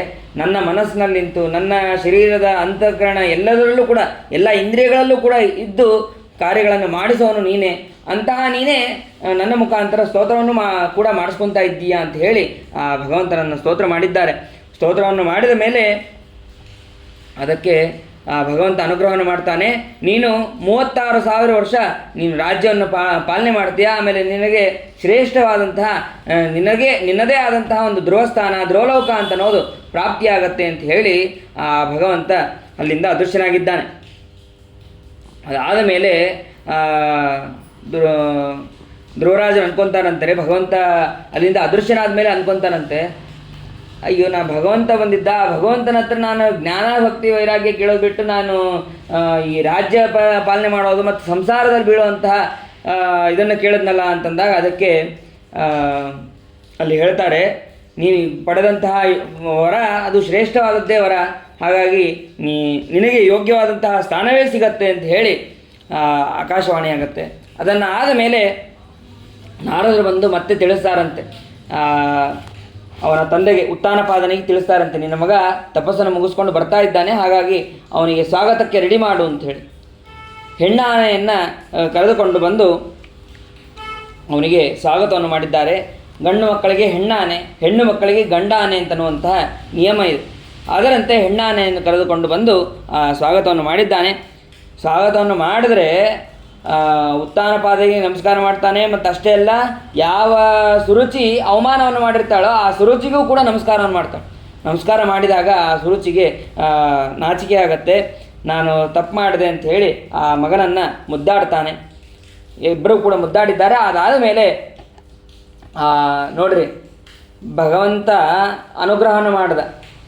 ಈಗ ಯಾರು ಒಬ್ಬ ವ್ಯಕ್ತಿ ಅವನು ಭಾರಿ ಸುಂದರನಾಗಿದ್ದ, ಅಥವಾ ಅವನ ಪರೀಕ್ಷೆಗಳು ಅಥವಾ ಅವನ ಇದು ಎಲ್ಲವೂ ಕೂಡ ಮಾರ್ಕ್ಸ್ ಎಲ್ಲ ತುಂಬ ಚೆನ್ನಾಗಿತ್ತು ಅಂತಂದರೆ ಯಾರೋ ಒಬ್ಬರು ಬಂದು ನನ್ನ ಮಗಳನ್ನೇ ಕೊಡ್ತೀನಿ ಅಂತ ಹೇಳಿದ ಹಾಗೆ ಇಲ್ಲಿ ಭಗವಂತ ತನ್ನ ಮಗಳನ್ನೇ ಕೊಟ್ಟನಂತೆ. ಮದುವೆ ಮಾಡ್ಕೊ ಅಂತ ಹೇಳಿ ಭ್ರಮಿ ಅಂತನ್ನೋಳನ್ನು ಕೊಟ್ಟು ಮದುವೆ ಮಾಡಿದ್ದಾನೆ. ಮತ್ತು ವಾಯುದೇವರು ಕೂಡ ತನ್ನ ಮಗಳನ್ನು ಕೊಟ್ಟು ಮದುವೆಯನ್ನು ಮಾಡಿದ್ದಾರೆ. ಹೀಗೆ ಭ್ರಮಿ ಅಂತನ್ನೋರು, ಆ ಭ್ರಮಿಯಲ್ಲಿ ಕಲ್ಪಾವತ್ಸರ ಅಂತನ್ನೋರು ಮಕ್ಕಳಾಗಿದ್ದಾರೆ. ಮತ್ತು ಇನ್ನೊಬ್ಬರು ಹೆಂಡತಿಯಲ್ಲಿ ಉತ್ಕಲ ಅಂತನ್ನುವಂತಹ ಮಗ ಆಗಿದ್ದಾನೆ ಅಂತ ಅನ್ನೋದನ್ನು ಅಲ್ಲಿ ತಿಳಿಸ್ತಾರೆ. ಇದಾದ ಮೇಲೆ ಮುಂದೆ ಆ ಧ್ರುವರಾಜನಿಗೆ ರಾಜ್ಯವನ್ನು ಕೊಟ್ಟು ಆ ಉತ್ತಾನಪಾದ ಅವನು ತಪಸ್ಸು ಮಾಡೋಕ್ಕೆ ಅಂತ ಹೋಗಿದ್ದಾನೆ. ಅದಾದ ಮೇಲೆ ಒಮ್ಮೆ ತನ್ನ ಅಣ್ಣನಾದಂತಹ ಉತ್ತಮನನ್ನು ಕುಬೇರದ ಗಣದವರು ಅವರೆಲ್ಲ ಸಂಹಾರ ಮಾಡಿದ್ದಾರೆ. ಸಂಹಾರ ಮಾಡಿದ್ದಾರೆ ಅಂತ ಗೊತ್ತಾದ ತಕ್ಷಣ ಇವನು ಅವರ ಮೇಲೆ ಯುದ್ಧ ಮಾಡೋದಕ್ಕೆ ಅಂತ ಹೋಗಿದ್ದಾನೆ. ಘೋರವಾದಂತಹ ಯುದ್ಧ ಆಗಿದೆ. ಆವಾಗ ಇಬ್ಬರದು ಇವಂದು ತಪ್ಪಿದೆ ಅಂತಂದ್ರೆ ಕುಬೇರ ಬಂದು ಏನು ಮಾಡೋಕ್ಕಾಗೋದಿಲ್ಲ, ತಡಿ ಅಂತ ಹೇಳೋಕ್ಕಾಗೋದಿಲ್ಲ. ಯಾಕೆಂದರೆ ಅವು ಕುಬೇರದ ಗಣದವರೇ ಸಂಹಾರ ಮಾಡಿರ್ತಾರೆ. ಮತ್ತು ಹಾಗಾದರೆ ಏನು ಮಾಡಬೇಕು ಅಂತಂದ್ರೆ ಸ್ವಾವಯಂಭವನು ಬರ್ತಾನೆ. ನೀನು ಸಣ್ಣ ವಯಸ್ಸಿನಲ್ಲಿದ್ದಾಗೆ ಭಗವಂತನನ್ನು ಭಗವಂತನ ಅನುಗ್ರಹವನ್ನು ಪಡೆದವನು ನೀನು. ಅಂತಹ ನೀನು ಮತ್ತು ಇಂಥವು ಮಾಡೋದೆಲ್ಲ ಸರಿನಾ? ಹೀಗೆ ಯುದ್ಧ ಮಾಡೋದೆಲ್ಲ ಸರಿನಾ? ಅವ್ರನ್ನ ಸಂಹಾರ ಮಾಡೋದು ಸರಿನಾ ಅಂತ ಧ್ರುವರಾಜರಿಗೆ ಹೇಳಿದಾಗ ತಕ್ಷಣ ಆಯುಧವನ್ನು ಬಿಡ್ತಾರೆ. ಆಯುಧವನ್ನು ಬಿಟ್ಟಾಗ ಅವಾಗ ಕುಬೇರ ಬರ್ತಾನೆ. ಕುಬೇರ ಬಂದು, ನೀನು ನಿನ್ನ ತಾತನ ಮಾತನ್ನು ಕೇಳಿ ಶಸ್ತ್ರವನ್ನು ತ್ಯಾಗವನ್ನು ಮಾಡಿದ್ದು ನನಗೆ ಬಹಳ ಸಂತುಷ್ಟ ಆಗಿದೆ, ನಿನಗೇನು ಬರಬೇಕು ಕೇಳು ಅಂತ. ಸರಿ ಆಯಿತು, ಹೇಗಿದ್ರಿ, ಈಗ 36,000 ವರ್ಷ ಆಗಿದೆ, ಇನ್ನೊಂದು ಸ್ವಲ್ಪ ದಿವಸ ಕೇಳಬೇಕು. ಅಲ್ಲ, ಇವ್ರೇನು ಕೇಳಿದ್ರು ಅಂತಂದರೆ, ಹರೌಸವೌರೇ ಚಲಿತಾ ಸ್ಮೃತಿಂಯಯ ತರತ್ಯಯತ್ನೇನ ದುರತ್ಯಯಂ ತಮಃ. ಭಗವಂತನಲ್ಲಿ ಅಚಲವಾದಂತಹ ಭಕ್ತಿಯನ್ನು ಕೊಡ್ರಿ. ನೋಡ್ರಿ, ಬಂದವ್ರು ಯಾರು, ಯಾವ ಡಿಪಾರ್ಟ್ಮೆಂಟ್ ಅವ್ರದ್ದು, ಅವ್ರ ಹತ್ರ ಏನು ಕೇಳಬೇಕು? ಅದು ಯಾವುದೂ ಇಲ್ಲ. ಅವ್ರ ಡಿಪಾರ್ಟ್ಮೆಂಟ್ ಯಾವುದು? ಬ್ಯಾಂಕಿನ ಡಿಪಾರ್ಟ್ಮೆಂಟ್. ಅದರಲ್ಲೂ ಕೂಡ ಹೆಡ್ ಮ್ಯಾನೇಜರ್ ಅವರು, ಬ್ಯಾಂಕಿಗೆ ಹೆಡ್ ಮ್ಯಾನೇಜರ್. ಅಂತಹ ಬ್ಯಾಂಕರ್ ಹತ್ರ ಹೋಗಿ ನನಗೆ ಬ್ಯಾಂಕಿಂದ ಸವಾಸನೆ ಬೇಡ, ಬ್ಯಾಂಕಿಂದ ಸಂಬಂಧ ಇಲ್ಲ, ಭಗವಂತನಲ್ಲಿ ಭಕ್ತಿಯನ್ನು ಕೊಡ್ರಿ ಅಂತ ಹೇಳಿ ಅವರು ಪ್ರಾರ್ಥನೆ ಮಾಡ್ತಾ ಇದ್ದಾರೆ. ಅಂದರೆ ಯಾವುದೇ ದೇವತೆಗಳಿದ್ದರೂ ಆ ದೇವತೆಗಳ ಹತ್ರ ನಾವು ಇದನ್ನೇ ಬಿಡಬೇಕು ಅಂತ ಅನ್ನೋದನ್ನು ಆ ಧ್ರುವರಾಜರು ನಮಗೆ ತಿಳಿಸ್ತಾ ಇದ್ದಾರೆ. ಅದಾದ ಮೇಲೆ ಸಂತುಷ್ಟರಾಗಿ ಆ ಕುಬೇರ ಅನುಗ್ರಹವನ್ನು ಮಾಡಿ ಅಲ್ಲಿಂದ ಹೊರಟಿದ್ದಾನೆ. ಅವರು ಕೂಡ ತಮ್ಮ ಕಾರ್ಯ ಮುಗೀತು ಅಂತ ಹೇಳಿ ಮುಂದೆ ವತ್ಸರಾನಿಗೆ ರಾಜ್ಯವನ್ನು ಕೊಟ್ಟು ಹೊರಟಿದ್ದಾರೆ. ಆಮೇಲೆ ಆ ಧ್ರುವರಾಜನಿಗೆ ಶ್ರೇಷ್ಠವಾದಂತಹ ಧ್ರುವಲೋಕ, ಅಲ್ಲಿ ಶಿಂಶುಹಾರೂಪಿಯಾದಂತಹ ಪರಮಾತ್ಮ ರಕ್ಷಣೆ ಮಾಡ್ತಾ ಅಲ್ಲಿ ಇದ್ದಾನೆ ಅಂತ ಅನ್ನೋದನ್ನು ಕೂಡ ತಿಳಿಸಿದ್ದಾನೆ. ಅದಾದ ಮೇಲೆ ವತ್ಸರ ಅವನು ರಾಜ್ಯವನ್ನು ಆಳ್ತಾನೆ. ಮುಂದೆ ಅದೇ ವಂಶದಲ್ಲಿ ಬಂದಂತಹ ಉಲ್ಮಕ ಅನ್ನುವಂತಹ ರಾಜ ಅವನು ಆಳ್ತಾನೆ. ಅದಾದಮೇಲೆ ಆ ಉಲ್ಮಕನಿಗೆ ಪುಷ್ಕರಣಿ ಅಂತನ್ನುವಂತಹ ಪತ್ನಿಯಲ್ಲಿ ಅಂಗರಾಜ ಅಂತನವನು ಹುಡ್ತಾನೆ. ಅಂಗರಾಜ ಅವನು ಅಶ್ವಮೇಧ ಯಾಗ ಮಾಡೋಕ್ಕೆ ಅಂತೂ ಹೋಗ್ತಾನೆ. ಆದರೆ ದೇವತೆಗಳು ಅಲ್ಲಿ ಹವಿಸ್ಸನ್ನು ಸ್ವೀಕಾರನೇ ಮಾಡೋದಿಲ್ಲ. ಯಾಕೆ ಅಂತಂದರೆ ಮಕ್ಕಳಾಗಿಲ್ಲ, ಹಾಗಾಗಿ ಸ್ವೀಕಾರವನ್ನು ಮಾಡೋದಿಲ್ಲ ಅಂತ ಹೇಳ್ತಾರೆ. ಮತ್ತೆ ಅದಕ್ಕೆ ಏನು ಮಾಡಬೇಕು ಅಂತಂದರೆ, ಇಲ್ಲ ಈ ಜನ್ಮದ ದೋಷ ಇಲ್ಲದೇ ಇದ್ದರೂ ಕೂಡ ಹಿಂದಿನ ಜನ್ಮ ದೋಷ ಇದೆ, ಹಾಗಾಗಿ ನಿನಗೆ ಮಕ್ಕಳಾಗ್ತಾ ಇಲ್ಲ. ಮತ್ತು ಏನು ಮಾಡಬೇಕು ಅಂತಂದರೆ, ನೀನು ಪುತ್ರಕಾಮೇಷ್ಟಿ ಯಾಗವನ್ನು ಮಾಡಬೇಕು. ಅಲ್ಲ, ಇಲ್ಲಿ ಈಗ ಪುತ್ರ ಇಲ್ಲದೇನೆ ಯಾಗದಲ್ಲಿ ಹವಿಸ್ಸನ್ನು ಸ್ವೀಕಾರ ಮಾಡೋದಿಲ್ಲ ಅಂತಂದರೆ ಬೇಕಾದಷ್ಟು ಜನಕ್ಕೆ ಮಕ್ಕಳೇ ಆಗಿರೋದಿಲ್ಲಪ್ಪ. ಅವಾಗೆಲ್ಲ ಮತ್ತೆ ದೇವತೆಗಳ ಆಹುತಿಯನ್ನು ಸ್ವೀಕಾರ ಮಾಡೋದೇ ಇಲ್ವಾ ಅಂತಂದರೆ ಅದಕ್ಕೆ ಹೇಳ್ತಾರೆ, ಅನಪತ್ಯೋಪಿ ಸದ್ಧರ್ಮ ಲೋಕಜಿನ್ ನಾತ್ರ ಸಂಶಯ. ಅದನ್ನು ತಿಳಿಸ್ತಾರೆ. ಮಕ್ಕಳಿಲ್ಲದೇ ಇದ್ದರೂ ಕೂಡ ಯೋಗ್ಯವಾದಂತಹ ಗತಿ ಆಗೇ ಆಗತ್ತೆ. ಆದರೆ ಕೆಲವು ದೋಷಗಳಿಂದ ಮಕ್ಕಳು ಆಗಲ್ಲ ಅಂತ ಅನ್ನೋದನ್ನು ಕೂಡ ತಿಳಿಸ್ತಾರೆ. ಇವನಿಗೆ ಯಾಕೆ ಮಕ್ಕಳಾಗಿಲ್ಲ ಅಂತಂದರೆ ಹಿಂದೆ ಬಾಲಹತ್ಯೆಯನ್ನು ಮಾಡಿರ್ತಾನೆ ಇವನು. ಅದಕ್ಕಾಗಿ ಇವನಿಗೆ ಅಂಗರಾಜನಿಗೆ ಮಕ್ಕಳಾಗಿರೋದಿಲ್ಲ. ಅದಾದ ಮೇಲೆ ಯಾಗವನ್ನು ಮಾಡ್ತಾನೆ, ಪುತ್ರಕಾಮೇಷ್ಟಿ ಯಾಗವನ್ನು ಮಾಡ್ತಾನೆ. ಆವಾಗ ಅಲ್ಲಿ ವೇನ ಅಂತನ್ನುವಂತಹ ಅಸುರ ಹುಟ್ಟುತ್ತಾನೆ. ಅಲ್ಲ, ಮತ್ತು ಯಾಗವನ್ನು ಮಾಡಿಸಿದ್ದ್ಯಾಕೆ, ಅಲ್ಲಿ ದುಷ್ಟನಾದಂತಹ ಮಗ ಹುಟ್ಟಬೇಕು ಯಾಕೆ ಅಂತಂದರೆ, ಇವನಿಂದ ಮುಂದೆ ಆ ಪಾಪ ಇರೋದಕ್ಕೆ ಇವನು ದುಷ್ಟನಾದಂತಹ ಮಗ ಹುಟ್ಟಿದ್ದಾನೆ. ಮುಂದೆ ಪೃಥು ಚಕ್ರವರ್ತಿ ಅವತಾರ ಆಗಬೇಕಾಗಿದೆ, ಹಾಗಾಗಿ ವೇನ ಬಂದಿದ್ದು ಅಂತ ಹೇಳಿ ಅಲ್ಲಿ ತಿಳಿಸ್ತಾರೆ. ಅದಾದ ಮೇಲೆ ವೇನ ಅವನು ಮಹಾದುಷ್ಟ. ವೇನ ಅಂತಂದರೆ ಪೀಡ ಅಂತ ಅರ್ಥ. ಪೀಡಾಂ ವೇನೇತಿ ಚ ಪ್ರಾಹು ವೇನೇಸೋ ಪೀಡನಾಹುತಂ ಪೀಡನಾದೃತಂ. ಅಂದರೆ ವೇನ ಅಂತಂದರೆ ಪೀಡ. ಅವನು ಹಾಗೆ ಮಾಡ್ತಾ ಇದ್ದ, ಎಲ್ಲರಿಗೂ ಕೂಡ ಪೀಡ ಕೊಡೋದು. ಅದನ್ನು ಆ ವೇನ ಮಾಡ್ತಾ ಇದ್ದಾನೆ. ಅಂಗರಾಜ ಎಷ್ಟು ಹೇಳಿದ್ರು ಕೂಡ ಅವನು ಸರಿ ಮಾಡ್ಕೊಳ್ಳಿಲ್ಲ, ತಿದ್ಕೊಳ್ಳಿಲ್ಲ. ಮತ್ತು ಅಂಗರಾಜನಿಗೆ ಜೀವನದಲ್ಲಿ ಜಿಗುಪ್ಸೆ ಬಂತು. ಮಕ್ಕಳು ಆಗದೇ ಇದ್ದರೆ ಚೆನ್ನಾಗಿರ್ತಿತ್ತಪ್ಪ, ಇವನು ಹುಟ್ಟಿ ಇನ್ನೂ ನನಗೆ ಅಧ್ವಾನ ಆಯಿತು ಅಂತ ಹೇಳಿ ಯಾರಿಗೂ ಗೊತ್ತಾಗದೇನೆ ಕಾಡಿಗೆ ಹೊರಟು ಹೋದ. ಮತ್ತು ಅಮಾತ್ಯರು ಅಂದರೆ ಮಂತ್ರಿಗಳು ಅವರು ರಾಜ ಬೇಜಾರು ಮಾಡಿಕೊಂಡು ಹೋಗಿದ್ದಾನೆ ಅಂತ ಅನ್ನೋದನ್ನು ತಿಳಿದು ಎಷ್ಟು ಹುಡುಕ್ತಾರೆ, ಆದರೆ ರಾಜ ಮಾತ್ರ ಕಣಿಗೆ ಸಿಗಲೇ ಇಲ್ಲ. ಆಮೇಲೆ ಋಷಿ ಮತ್ತು ಅರಾಜ್ಯದಲ್ಲಿ ರಾಜ ಇಲ್ಲದೇ ಇದ್ದಂತಹ ರಾಜ್ಯದಲ್ಲಿ ಇರಬಾರ್ದು ಅಂಥೇಳಿ ಆ ವೇನನನ್ನೇ ಋಷಿಗಳಿಗೆ ಗೊತ್ತಿದ್ದರೂ ಕೂಡ, ಆ ವೇನನ ಕೆಟ್ಟ ಬುದ್ಧಿ ಗೊತ್ತಿದ್ದರೂ ಕೂಡ, ಮತ್ತು ರಾಜಪುತ್ರ ಅಂತನ್ನುವಂಥ ಕಾರಣದಿಂದ ವೇನನಿಗೆ ಪಟ್ಟಾಭಿಷೇಕವನ್ನು ಮಾಡಿದ್ದಾರೆ. ಆದರೆ ಮೊದಲೇ ಅವನಿಗೆ ಇದಿತ್ತು. ಈಗ ಆ ಅಧಿಕಾರ ಬಂದ ಮೇಲೆ ಇನ್ನಷ್ಟು ಅವನು ದುಷ್ಟನಾಗ್ತಾ ಇದ್ದಾನೆ. ತನ್ನ ದುಷ್ಟ ಸ್ವಭಾವಗಳು ಅಂತ ಏನೇನಿದೆಯೋ ಎಲ್ಲವನ್ನು ಕೂಡ ಪ್ರಯೋಗ ಮಾಡ್ತಾ ಇದ್ದಾನೆ. ಆವಾಗ ಏನು ಮಾಡಬೇಕು, ಯಾರು ಯಜ್ಞ ಮಾಡಬಾರ್ದು, ದಾನ ಮಾಡಬಾರ್ದು, ಹೋಮ ಮಾಡಬಾರ್ದು ಅಂತ ಡಂಗೂರು ಹೊಡಿಸ್ತಾನೆ ಆ ವೇನ. ಮತ್ತು ಎಲ್ಲ ಮುನಿಗಳಿಗೆ ಏನು ಮಾಡಬೇಕು ಗೊತ್ತಾಗ್ತಾ ಇಲ್ಲ. ಆವಾಗ ತಮ್ಮ ನಿಶ್ವಾಸ ಅಂದರೆ ಕೇವಲ ಒಂದು ಹುಂಕಾರ ಮಾಡ್ತಾರೆ. ಆ ಹುಂಕಾರದಿಂದ ಆ ವೇನ ಸತ್ತು ಹೋಗ್ತಾನೆ. ಸತ್ತೋದ್ರೆ ಮತ್ತು ಮುಂದೆ ರಾಜ ಇಲ್ಲ, ಹೇಗೆ ಇದನ್ನು ಮಾಡಬೇಕು ಅಂತಂದಾಗ ಅವಾಗ ಅವನ ದೇಹವನ್ನು ಮಥನ ಮಾಡ್ತಾರೆ. ಮೊದಲಿಗೆ ತೊಡೆಯನ್ನು ಮಥನ ಮಾಡ್ತಾರೆ. ತೊಡೆಯನ್ನು ಮಥನ ಮಾಡಿದಾಗ ಅಲ್ಲಿ ಪೂರ್ಣ ಕಪ್ಪಾದಂತಹ ವ್ಯಕ್ತಿ ಅಲ್ಲಿ ಅವನು ಹುಡ್ತಾನೆ. ಬಹಳ ಗಿಡ್ಡಗಿರ್ತಾನೆ. ನೋಡಿದ್ರೆ ಸಾಕು ಅಸಹ್ಯ ಬರಬೇಕು, ಹಾಗಿರ್ತಾನೆ. ಹಾಗೆ ನೋಡಿದ ತಕ್ಷಣ ನೀನು ನಿಷೀದ ಅಂತಂತಾರೆ. ಅಂದರೆ ನೀನು ಸುಮ್ಮನೆ ಕೂಡು, ಏನು ಮಾಡಬೇಡ, ಸುಮ್ಮನೆ ಕೂಡು ಅಂತ. ಅದೇ ನಿಷಾದ ಜಾತಿ ಆಯಿತು ಅಂತ ತಿಳಿಸ್ತಾರೆ. ಅದಾದ ಮೇಲೆ ಅವನ 2 ಕೈಗಳನ್ನು ಮಥನ ಮಾಡ್ತಾರೆ. ಆವಾಗಿನ ಕಾಲದ ಸಾಮರ್ಥ್ಯ ಹೇಗಿತ್ತು ನೋಡ್ರಿ. ಕೈಯನ್ನು ಮಥನ ಮಾಡಿದಾಗ ಅಲ್ಲಿ ಪೃಥು ಮತ್ತು ಅರ್ಚಿ ಅಂತನೋ ಒಂದು ಗಂಡು ಒಂದು ಹೆಣ್ಣು ಅಲ್ಲಿ ಹುಟ್ಟಿದ್ದಾರೆ. ಆ ಪೃಥು ಚಕ್ರವರ್ತಿಯೇ ಆ ಭಗವಂತನ ಆವೇಶದಿಂದ ಕೂಡಿದವನು ಅಂತಂದು ಅಲ್ಲಿ ತಿಳಿಸ್ತಾರೆ. ಆಮೇಲೆ ಪೃಥು ಹುಟ್ಟಿದ ತಕ್ಷಣ ಅವನಿಗೆ ಪಟ್ಟಾಭಿಷೇಕವನ್ನು ಮಾಡಿದ್ದಾರೆ. ಪಟ್ಟಾಭಿಷೇಕವನ್ನು ಮಾಡಿ ಎಲ್ಲರೂ ಸ್ತೋತ್ರವನ್ನು ಮಾಡ್ತಾ ಇದ್ದಾರೆ. ನೀ ಹುಟ್ಟಿದಿ, ನಮಗೆ ರಕ್ಷಣೆ ಮಾಡು, ಮತ್ತು ನಮ್ಮ ರಾಜ್ಯವನ್ನು ರಕ್ಷಣೆ ಮಾಡು, ನೀನು ಯಾವಾಗಲೂ ಕೂಡ ರಕ್ಷಕನಾಗೇ ಇರ್ತೀನಿ ನೀನು ಅಂತ ಹೇಳಿ ಸ್ತೋತ್ರ ಮಾಡೋದಕ್ಕೆ ಪ್ರಾರಂಭ ಮಾಡೋದು. ಅದಕ್ಕೆ ಪೃಥು ಚಕ್ರವರ್ತಿ ಹೇಳ್ತಾನೆ, ನೀವು ನನ್ನನ್ನು ಸ್ತೋತ್ರವನ್ನು ಮಾಡಬೇಡ್ರಿ, ನಾನು ಸ್ತೋತ್ರವನ್ನು ಮಾಡಿಸ್ಕೊಳ್ಳೋಷ್ಟು ದೊಡ್ಡವನ್ನೂ ಅಲ್ಲ, ಸರ್ವದಾ ಸ್ತೋತ್ರವನ್ನು ಮಾಡಬಾರ್ದು. ಯಾವಾಗಲೂ ಸ್ತೋತ್ರ ಮಾಡಬೇಕಾದ್ರೆ ಭಗವಂತನನ್ನು ಮಾತ್ರ ಸ್ತೋತ್ರ ಮಾಡಬೇಕು. ಸುಮ್ಮನೆ ನನ್ನಿಂದ ಉಪಯೋಗ ಇದೆ ಅಂತ ಮಾತ್ರಕ್ಕೆ ನಮ್ಮನ್ನು ಸ್ತೋತ್ರ ಮಾಡಬಾರ್ದು ಅಂತ ಅನ್ನೋದನ್ನು ಪೃಥ್ವಿರಾಜ ತಿಳಿಸ್ತಾನೆ. ಆಯಿತು ಅಂಥೇಳಿ, ಯಾಕೆ ಹೀಗಾಗಿದೆ ಅಂತಂದರೆ, ಇಲ್ಲ ನಿಮ್ಮ ತಂದೆ ವೇನ ಅವನು ಮಹಾದುಷ್ಟ ಅಸುರ. ಅವನಿದ್ದಾಗ ರಾಜ್ಯದಲ್ಲಿ ಯಾವುದೇ ರೀತಿಯಾದಂತಹ ಬೆಳೆಗಳು ಕೂಡ ಬೆಳೀತಾ ಇಲ್ಲ.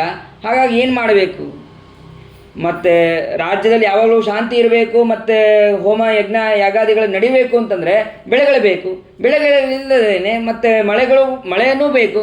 ಅಂತಹ ಮಳೆ ಇಲ್ಲದೆ, ಬೆಳೆ ಇಲ್ಲದೆ ಹೇಗೆ ರಾಜ್ಯ ನಡೆಸಬೇಕು ಅಂತಂದಾಗ ಅದಕ್ಕೆ ಈ ಪೃಥು ಚಕ್ರವರ್ತಿ ಭೂಮಿಯನ್ನೇ ನಾನು ಶಾಸನೆ ಮಾಡ್ತೀನಿ ಅಂತ ಹೋಗ್ತಾನೆ. ಶಾಸನೆ ಮಾಡ್ತೀನಿ ಅಂತಂದಾಗ ಅಂದರೆ ಭೂಮಿಯ ಅಭಿಮಾನಿ ದೇವತೆ ಧರಾದೇವಿ, ಅವಳನ್ನು ಶಾಸನೆ ಮಾಡ್ತೀನಿ ಅಂತ ಹೋಗ್ತಾನೆ. ಶಾಸನೆ ಮಾಡ್ತೀನಿ ಅಂತ ಹೋದಾಗ ಅದಕ್ಕೆ ನನ್ನನ್ನು ಕೊಲ್ಲಬೇಡ, ನಿನಗೆ ಏನು ಬೇಕೋ ಅದನ್ನು ನಾನು ಕೊಡ್ತೀನಿ. ಇಷ್ಟು ದಿವಸ ನಿನ್ನ ತಂದೆ ಅವನು ಮಹಾದುಷ್ಟನೇ ಇದ್ದ ಅಂಥೇಳಿ ನಾನು ಎಲ್ಲವನ್ನು ತಡೆದುಕೊಂಡಿದ್ದೆ. ಹಾಗಾಗಿ ಇನ್ನು ಮೇಲೆ ಒಂದೊಂದು ಕರಗಳನ್ನು ಮಾಡಿಕೊಂಡು ನೀನು ಬಾ, ಅದಕ್ಕೆ ನನಗೆ ಯೋಗ್ಯವಾದಂತಹ ಇದನ್ನು ನಾನು ಅನುಗ್ರಹವನ್ನು ಮಾಡ್ತೀನಿ, ಹಾಲಿನ ರೂಪದಲ್ಲಿ ಕೊಡ್ತೀನಿ, ಅದನ್ನು ನೀನು ಅದಕ್ಕೆ ತಕ್ಕ ಹಾಗೆ ಬೆಳೆಸ್ಕೋಬಹುದು ಅಂತ ಹೇಳ್ತಾರೆ. ಅದಕ್ಕೆ ದೇವತೆಗಳು ಕರವನ್ನು, ಇಂದ್ರನನ್ನು ಕರವನ್ನಾಗಿ ಮಾಡಿಕೊಂಡು ಹಾಲನ್ನು ಕರೆದಾಗ ಅದು ಅಮೃತ ಅಂತಾಗತ್ತೆ. ಆಮೇಲೆ ಈ ಪೃಥು ಚಕ್ರವರ್ತಿ ಸ್ವಯಂಭವನವನ್ನೇ ಕರವನ್ನಾಗಿ ಮಾಡಿಕೊಂಡು ತಮಗೆ ಬೇಕಾದಂತಹ ತಮ್ಮ ಕೈಯನ್ನೇ ಪಾತ್ರೆಯನ್ನು ಮಾಡಿಕೊಂಡು ಹಾಲನ್ನು ಕರೆದಾಗ ಅದೇ ಬೀಜರೂಪ ಆಯಿತು. ಆಗ ಎಲ್ಲರೂ ಕೂಡ ತಮ್ಮಲ್ಲಿ ಮುಖ್ಯರಾದವರನ್ನು ಕರವನ್ನಾಗಿ ಮಾಡಿಕೊಂಡು ತಮಗೆ ಬೇಕಾದಂತಹ ಪದಾರ್ಥಗಳನ್ನು ಪಡೆದಿದ್ದಾರೆ. ದೈತ್ಯರು ಪ್ರಹ್ಲಾದನನ್ನು ಕರವನ್ನಾಗಿ ಮಾಡಿಕೊಂಡು ಅವರು ಮದ್ಯ ಆಯಿತು, ಮದ್ಯವನ್ನು ಸ್ವೀಕಾರ ಮಾಡಿದ್ದಾರೆ. ಗಂಧರ್ವರು ವಿಶ್ವಾಸ ಎನ್ನುವಂತಹ ಗಂಧರ್ವವನ್ನು ಕರವನ್ನಾಗಿ ಮಾಡಿಕೊಂಡು ಅವರು ಗಾಂಧರ್ವ ವಿದ್ಯೆಯನ್ನು ಪಡೆದಿದ್ದಾರೆ. ಹೀಗೆ ಬೇರೆ ಬೇರೆ ದೇವತೆಗಳೆಲ್ಲರೂ ಕೂಡ ಪಡೆದಿದ್ದಾರೆ, ಅವರಿಗೆ ಬೇಕಾದಂತಹ ಪದಾರ್ಥಗಳನ್ನು ಸ್ವೀಕಾರ ಮಾಡಿದ್ದಾರೆ ಅಂತ ಅನ್ನೋದನ್ನು ತಿಳಿಸ್ತಾರೆ.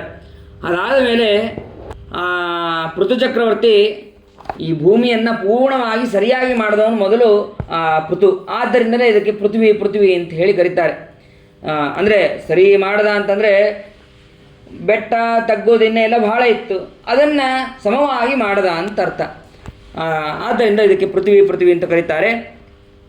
ಒಮ್ಮೆ ಇವನು 100 ಅಶ್ವಮೇಧ ಯಾಗ ಮಾಡಬೇಕು ಅಂತ ಹೋಗ್ತಾನೆ. 100 ಅಶ್ವಮೇಧ ಯಾಗ ಮಾಡಿದ್ರೆ ಇಂದ್ರದೇವರಿಗೆ ತೊಂದರೆ, ಅವರ ಸ್ಥಾನಕ್ಕೆ ತೊಂದರೆ, ಪದವಿಗೆ ತೊಂದರೆ. ಅದಕ್ಕೆ ಏನು ಮಾಡಿದ್ರು ಅಂತಂದರೆ ಇಂದ್ರದೇವರೇ ಅಶ್ವಮೇಧದ ಕುದುರೆಯನ್ನು ಅಪಹಾರ ಮಾಡ್ತಾರೆ. ಮತ್ತು ಅವರನ್ನು ಅಟ್ಟಿಸ್ಕೊಂಡು ಪೃಥು ಚಕ್ರವರ್ತಿ ಮಗ ಹೋಗ್ತಾನೆ. ಮಗ ಹೋದಾಗ ಪಾಷಂಡಿ ವೇಷದಲ್ಲಿರ್ತಾನೆ ಇಂದ್ರ. ಆ ಇಂದ್ರದೇವರಿಗೆ ಬಾಣವನ್ನು ಬಿಡೋದಿಲ್ಲ. ಆಗ ಅತ್ತಿರಜಿಗಳು ಅವನು ಪಾಷಂಡಿ ಅಲ್ಲ ಇಂದ್ರ ಅಂತ ಹೇಳಿ ಅಲ್ಲಿ ಹೇಳ್ತಾರೆ. ಇಂದ್ರದೇವರಿಗೆ ಬಾಣವನ್ನು ಹೊಡೆದಾಗ ಅವರು ಅಶಕ್ತರಂತೆ ತೋರಿಸ್ತಾರೆ. ಆಮೇಲೆ ಆ ರೂಪವನ್ನು ಮತ್ತು ಕುದುರೆಯನ್ನು ಬಿಟ್ಟು ಅಲ್ಲಿಂದ ಅದೃಶ್ಯರಾಗ್ತಾರೆ. ಹೀಗೆ ಪ್ರತಿ ಸಲನೂ ಕುದುರೆ ತೊಗೊಂಡು ಹೋಗಬೇಕು, ಅಲ್ಲೊಂದು ಪಾಷಂಡಿ ವೇಷ ಮತ್ತು ಇನ್ನೊಂದು ವೇಷವನ್ನು ಹಾಕೋಬೇಕು. ಸ್ವಲ್ಪ ದೂರ ಆದಮೇಲೆ ಆ ವೇಷವನ್ನು ಮತ್ತು ಇದನ್ನು ಬಿಟ್ಟು ಕುದುರೆಯನ್ನು ಬಿಟ್ಟು ಹೋಗಬೇಕು. ಹೀಗೆ ಮಾಡ್ತಾ ಇದ್ರಂತೆ. ಕೊನೆಗೆ ಪೃಥು ಚಕ್ರವರ್ತಿಗೆ ಬಹಳ ಸಿಟ್ಟು ಬಂದು ಆ ಇಂದ್ರನನ್ನೇ ನಾನು ಯಾಗದಲ್ಲಿ ಸಂಹಾರ ಮಾಡ್ತೀನಿ ಅಂತ ಹೇಳಿದೆ ಅಂದಾಗ ಬ್ರಹ್ಮದೇವರು ಬಂದು ಅಲ್ಲಿ ಹೇಳ್ತಾರಂತೆ, ಇದು ಸರಿಯಾದದ್ದಲ್ಲ. ಯಾಕೆ ಅಂತಂದರೆ ಇಂದ್ರ ಅವನು ಶ್ರೇಷ್ಠನಾದವನವನು, ಯಜ್ಞಮೂರ್ತಿ ಅವನನ್ನು ಇಂದ್ರನಿಗೆ ಆಹುತಿ ಕೊಡಬೇಕೇ ಹೊರತು ಇಂದ್ರನನ್ನೇ ಹೋಮಿಸಬಾರದು. ಆದ್ದರಿಂದ ಅದು ಮೋಕ್ಷ ಧರ್ಮನೂ ಕೂಡ ಅಲ್ಲ, ನೀನು ಯಜ್ಞವನ್ನು ಇಲ್ಲಿಗೆ ನಿಲ್ಲಿಸು ಅಂತ ಹೇಳಿ ಬ್ರಹ್ಮದೇವರು ಹೇಳ್ತಾರೆ. ಅದಕ್ಕೆ ಬ್ರಹ್ಮದೇವರ ಆಜ್ಞೆಯನ್ನು ಶಿರಸಾವಹಿಸಿ ಆ ಯಜ್ಞವನ್ನು ಅಲ್ಲಿಗೆ ನಿಲ್ಲಿಸ್ತಾನೆ. ಮತ್ತು ಇಂದ್ರದೇವರನ್ನು ಕರೆದುಕೊಂಡು ಬಂದು ಇಂದ್ರದೇವರಿಗೂ ಮತ್ತು ಪೃಥ್ವಿದತ್ತರಿಗೂ ಕೂಡ ರಾಜಿ ಮಾಡಿಸ್ತಾರಂತೆ. ರಾಜಿ ಮಾಡಿಸಿ ಶತಕ್ರತು ಅಂತಂದು 100 ಯಜ್ಞ ಮಾಡಿದವನಿಗೆ ಶತಕ್ರತು ಅಂತ ಕರೀತಾರೆ, 100 ಯಾಗ ಮಾಡಿದ್ದಾನೆ ಅಂತ. ಇವನಿಗೆ ಏಕೋನ ಶತಕ್ರತು ಅಂತ ಹೇಳಿ, ಅಂದರೆ 99 ಯಾಗವನ್ನು ಮಾಡಿದ್ದೀಯ, ಆದ್ದರಿಂದ ನೀನು ಏಕೋನ ಶತಕ್ರತು ಅಂತ ಹೇಳಿ ಅವನಿಗೆ ಬಿರುದನ್ನು ಕೊಡ್ತಾರೆ. ಅದಾದ ಮೇಲೆ ಪೃಥು ಚಕ್ರವರ್ತಿಗೆ ಇಂದ್ರದೇವರು ನಮಸ್ಕಾರ ಮಾಡಕ್ಕೆ ಬಂದ್ರಂತೆ. ನಮಸ್ಕಾರ ಮಾಡಕ್ಕೆ ಬಂದರೆ ನೀನು ನಮಸ್ಕಾರ ಮಾಡಬೇಡಪ್ಪ, ನೀನು ಶ್ರೇಷ್ಠನಾದಂತಹ ವ್ಯಕ್ತಿ ಅಂತ ಹೇಳಿದಾಗ ಅದಕ್ಕೆ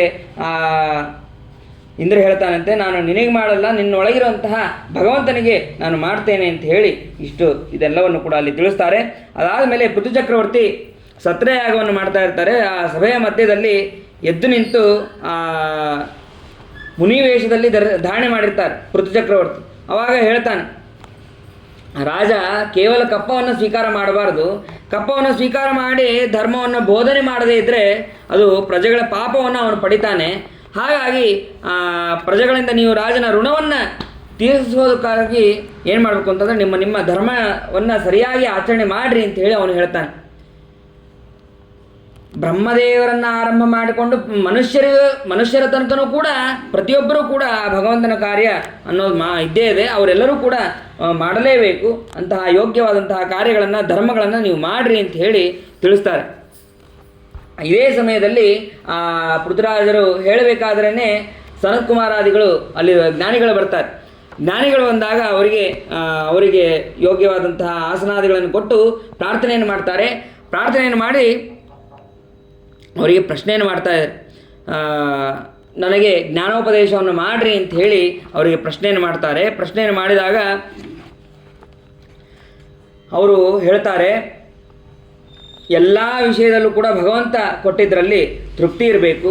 ಆ ಭಗವಂತನ ಕೇಳೋದ್ರಲ್ಲಿ ಮಾತ್ರ ಸರ್ವತಾ ತೃಪ್ತಿ ಇರಬಾರ್ದು. ಆ ಭಗವಂತನ ಕಥಾಮೃತವನ್ನು ಮತ್ತೆ ಮತ್ತೆ ಪಾನ ಮಾಡ್ತಾ ಇರಬೇಕು. ಆಮೇಲೆ ಶಾಸ್ತ್ರ ಹೇಳಿದಂತಹ ವಿಷಯದಲ್ಲಿ ಯಾವಾಗಲೂ ಕೂಡ ಎಚ್ಚರದಿಂದ ಇರಬೇಕು. ಸರ್ವತಾ ಎಚ್ಚರ ತಪ್ಪಬಾರದು. ಆ ಜ್ಞಾನ ವೈರಾಗ್ಯಗಳ ವೇಗದಿಂದ ಜೀವನಿಗೆ ಆವರಕವಾದಂತಹ ಅವಿದ್ಯಾ ಕಾಮ ಮತ್ತು ಕರ್ಮಾದಿಗಳನ್ನು ಅವನು ಸುಟ್ಕೊಳ್ತಾನೆ. ಆಮೇಲೆ ಇಂಧನ ಮುಗಿದಾಗ ಅಗ್ನಿ ಹೇಗೆ ಶಾಂತ ಆಗುತ್ತೋ ಹಾಗೆ ಜೀವನ ಆವರಕಗಳು ಸುಟ್ಟಾಗ ಮತ್ತೆ ಪುನರ್ಜನ್ಮಗಳು ಅಂತ ಹೇಳಿ ಅವೆಲ್ಲ ತಪ್ಪತ್ತೆ ಅಂತ ಅನ್ನೋದನ್ನು ತಿಳಿಸ್ತಾರೆ. ಆಮೇಲೆ ವಿಶೇಷವಾಗಿ ಆ ಭಗವಂತನ ಮುಖ ಅಂತ ಬ್ರಾಹ್ಮಣರಿಗೆ ಭೋಜನವನ್ನು ಮಾಡಿಸ್ಬೇಕಂತ.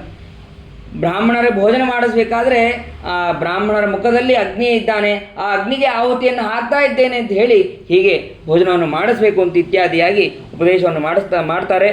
ಉಪದೇಶವನ್ನು ಮಾಡಿ ಅವರು ಸನಕಾದಿಗಳು ಅಲ್ಲಿಂದ ಹೊರಡ್ತಾರೆ. ಅಲ್ಲಿಂದ ಹೊರಟ ಮೇಲೆ ಈ ಪೃಥು ಚಕ್ರವರ್ತಿಯು ಕೂಡ ಅರ್ಚಿದೇವಿ ತಾನು ಕೂಡ ತನ್ನ ಹೆಂಡತಿ ಇಬ್ಬರು ಕೂಡ ಅವರು ಅಲ್ಲಿಂದ ಹೊರಡ್ತಾರೆ.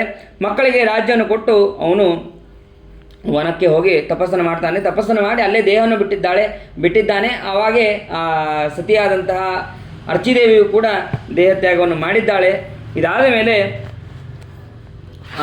ಅಲ್ಲಿ ಮುಂದೆ ಇದೇ ವಂಶದಲ್ಲಿ ವಿಶ್ವಾಜಿತ ಅನ್ನುವಂತಹ ರಾಜ ಆಗ್ತಾನೆ.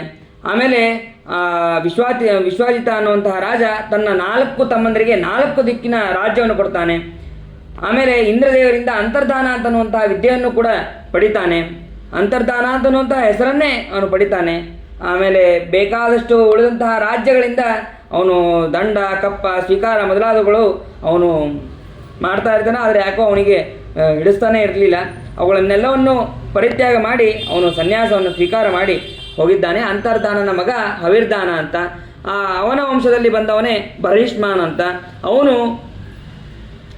ಸಮುದ್ರ ರಾಜದ ಮಗಳಾದಂತಹ ಶತಧೃತಿ ಆ ಕನ್ಯೆಯನ್ನು ಮದುವೆ ಆಗ್ತಾನೆ. ಅವಳು ಎಷ್ಟು ಸುಂದರಿ ಅಂತಂದರೆ ಆ ಬಹಿಷ್ಮಾನ್ ಆಕೆಯ ಪ್ರಾಣಿಗ್ರಹಣವನ್ನು ಮಾಡಿ ಅಗ್ನಿ ಪ್ರದರ್ಶನೆ ಮಾಡಬೇಕಾದ್ರೆ ಆಕೆಯನ್ನು ಎತ್ಕೊಂಡು ಹೋಗಬೇಕು ಅಂತ ಹೇಳಿ ಅಂದ್ಕೊಂಡಿದ್ದಂತೆ. ಅಂದರೆ ಅಷ್ಟು ಸುಂದರಳಾಗಿದ್ಲು ಅವಳು.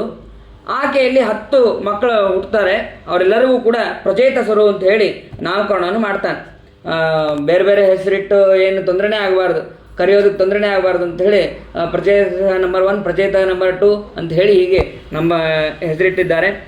ಅವರೆಲ್ಲರೂ ಕೂಡ ಆ ದಶಪ್ರಚೇತಸರೆಲ್ಲರೂ ಕೂಡ ತಂದೆಯ ಅಪ್ಪಣೆಯನ್ನು ಪಡೆದು ಸೃಷ್ಟಿಯನ್ನು ಮಾಡೋದಕ್ಕೆ ಅಂತ ಹೇಳಿ ತಪಸ್ಸನ್ನು ಮಾಡೋದಕ್ಕೆ ಹೋಗ್ತಾರೆ. ತಪಸ್ಸನ್ನು ಮಾಡೋದಕ್ಕೆ ಅಂತ ಹೋದಾಗ ಅಲ್ಲಿ ಸಮುದ್ರದ ತೀರಕ್ಕೆ ಹೋಗ್ತಾರೆ. ಅಲ್ಲಿ ಅವರು ಒಂದು ತಿಳಿಯಾದಂತಹ ಸರೋವರ, ಅಲ್ಲಿ ಒಂದು ದೇವಗಾನ ಕೇಳಿ ಬರುತ್ತೆ.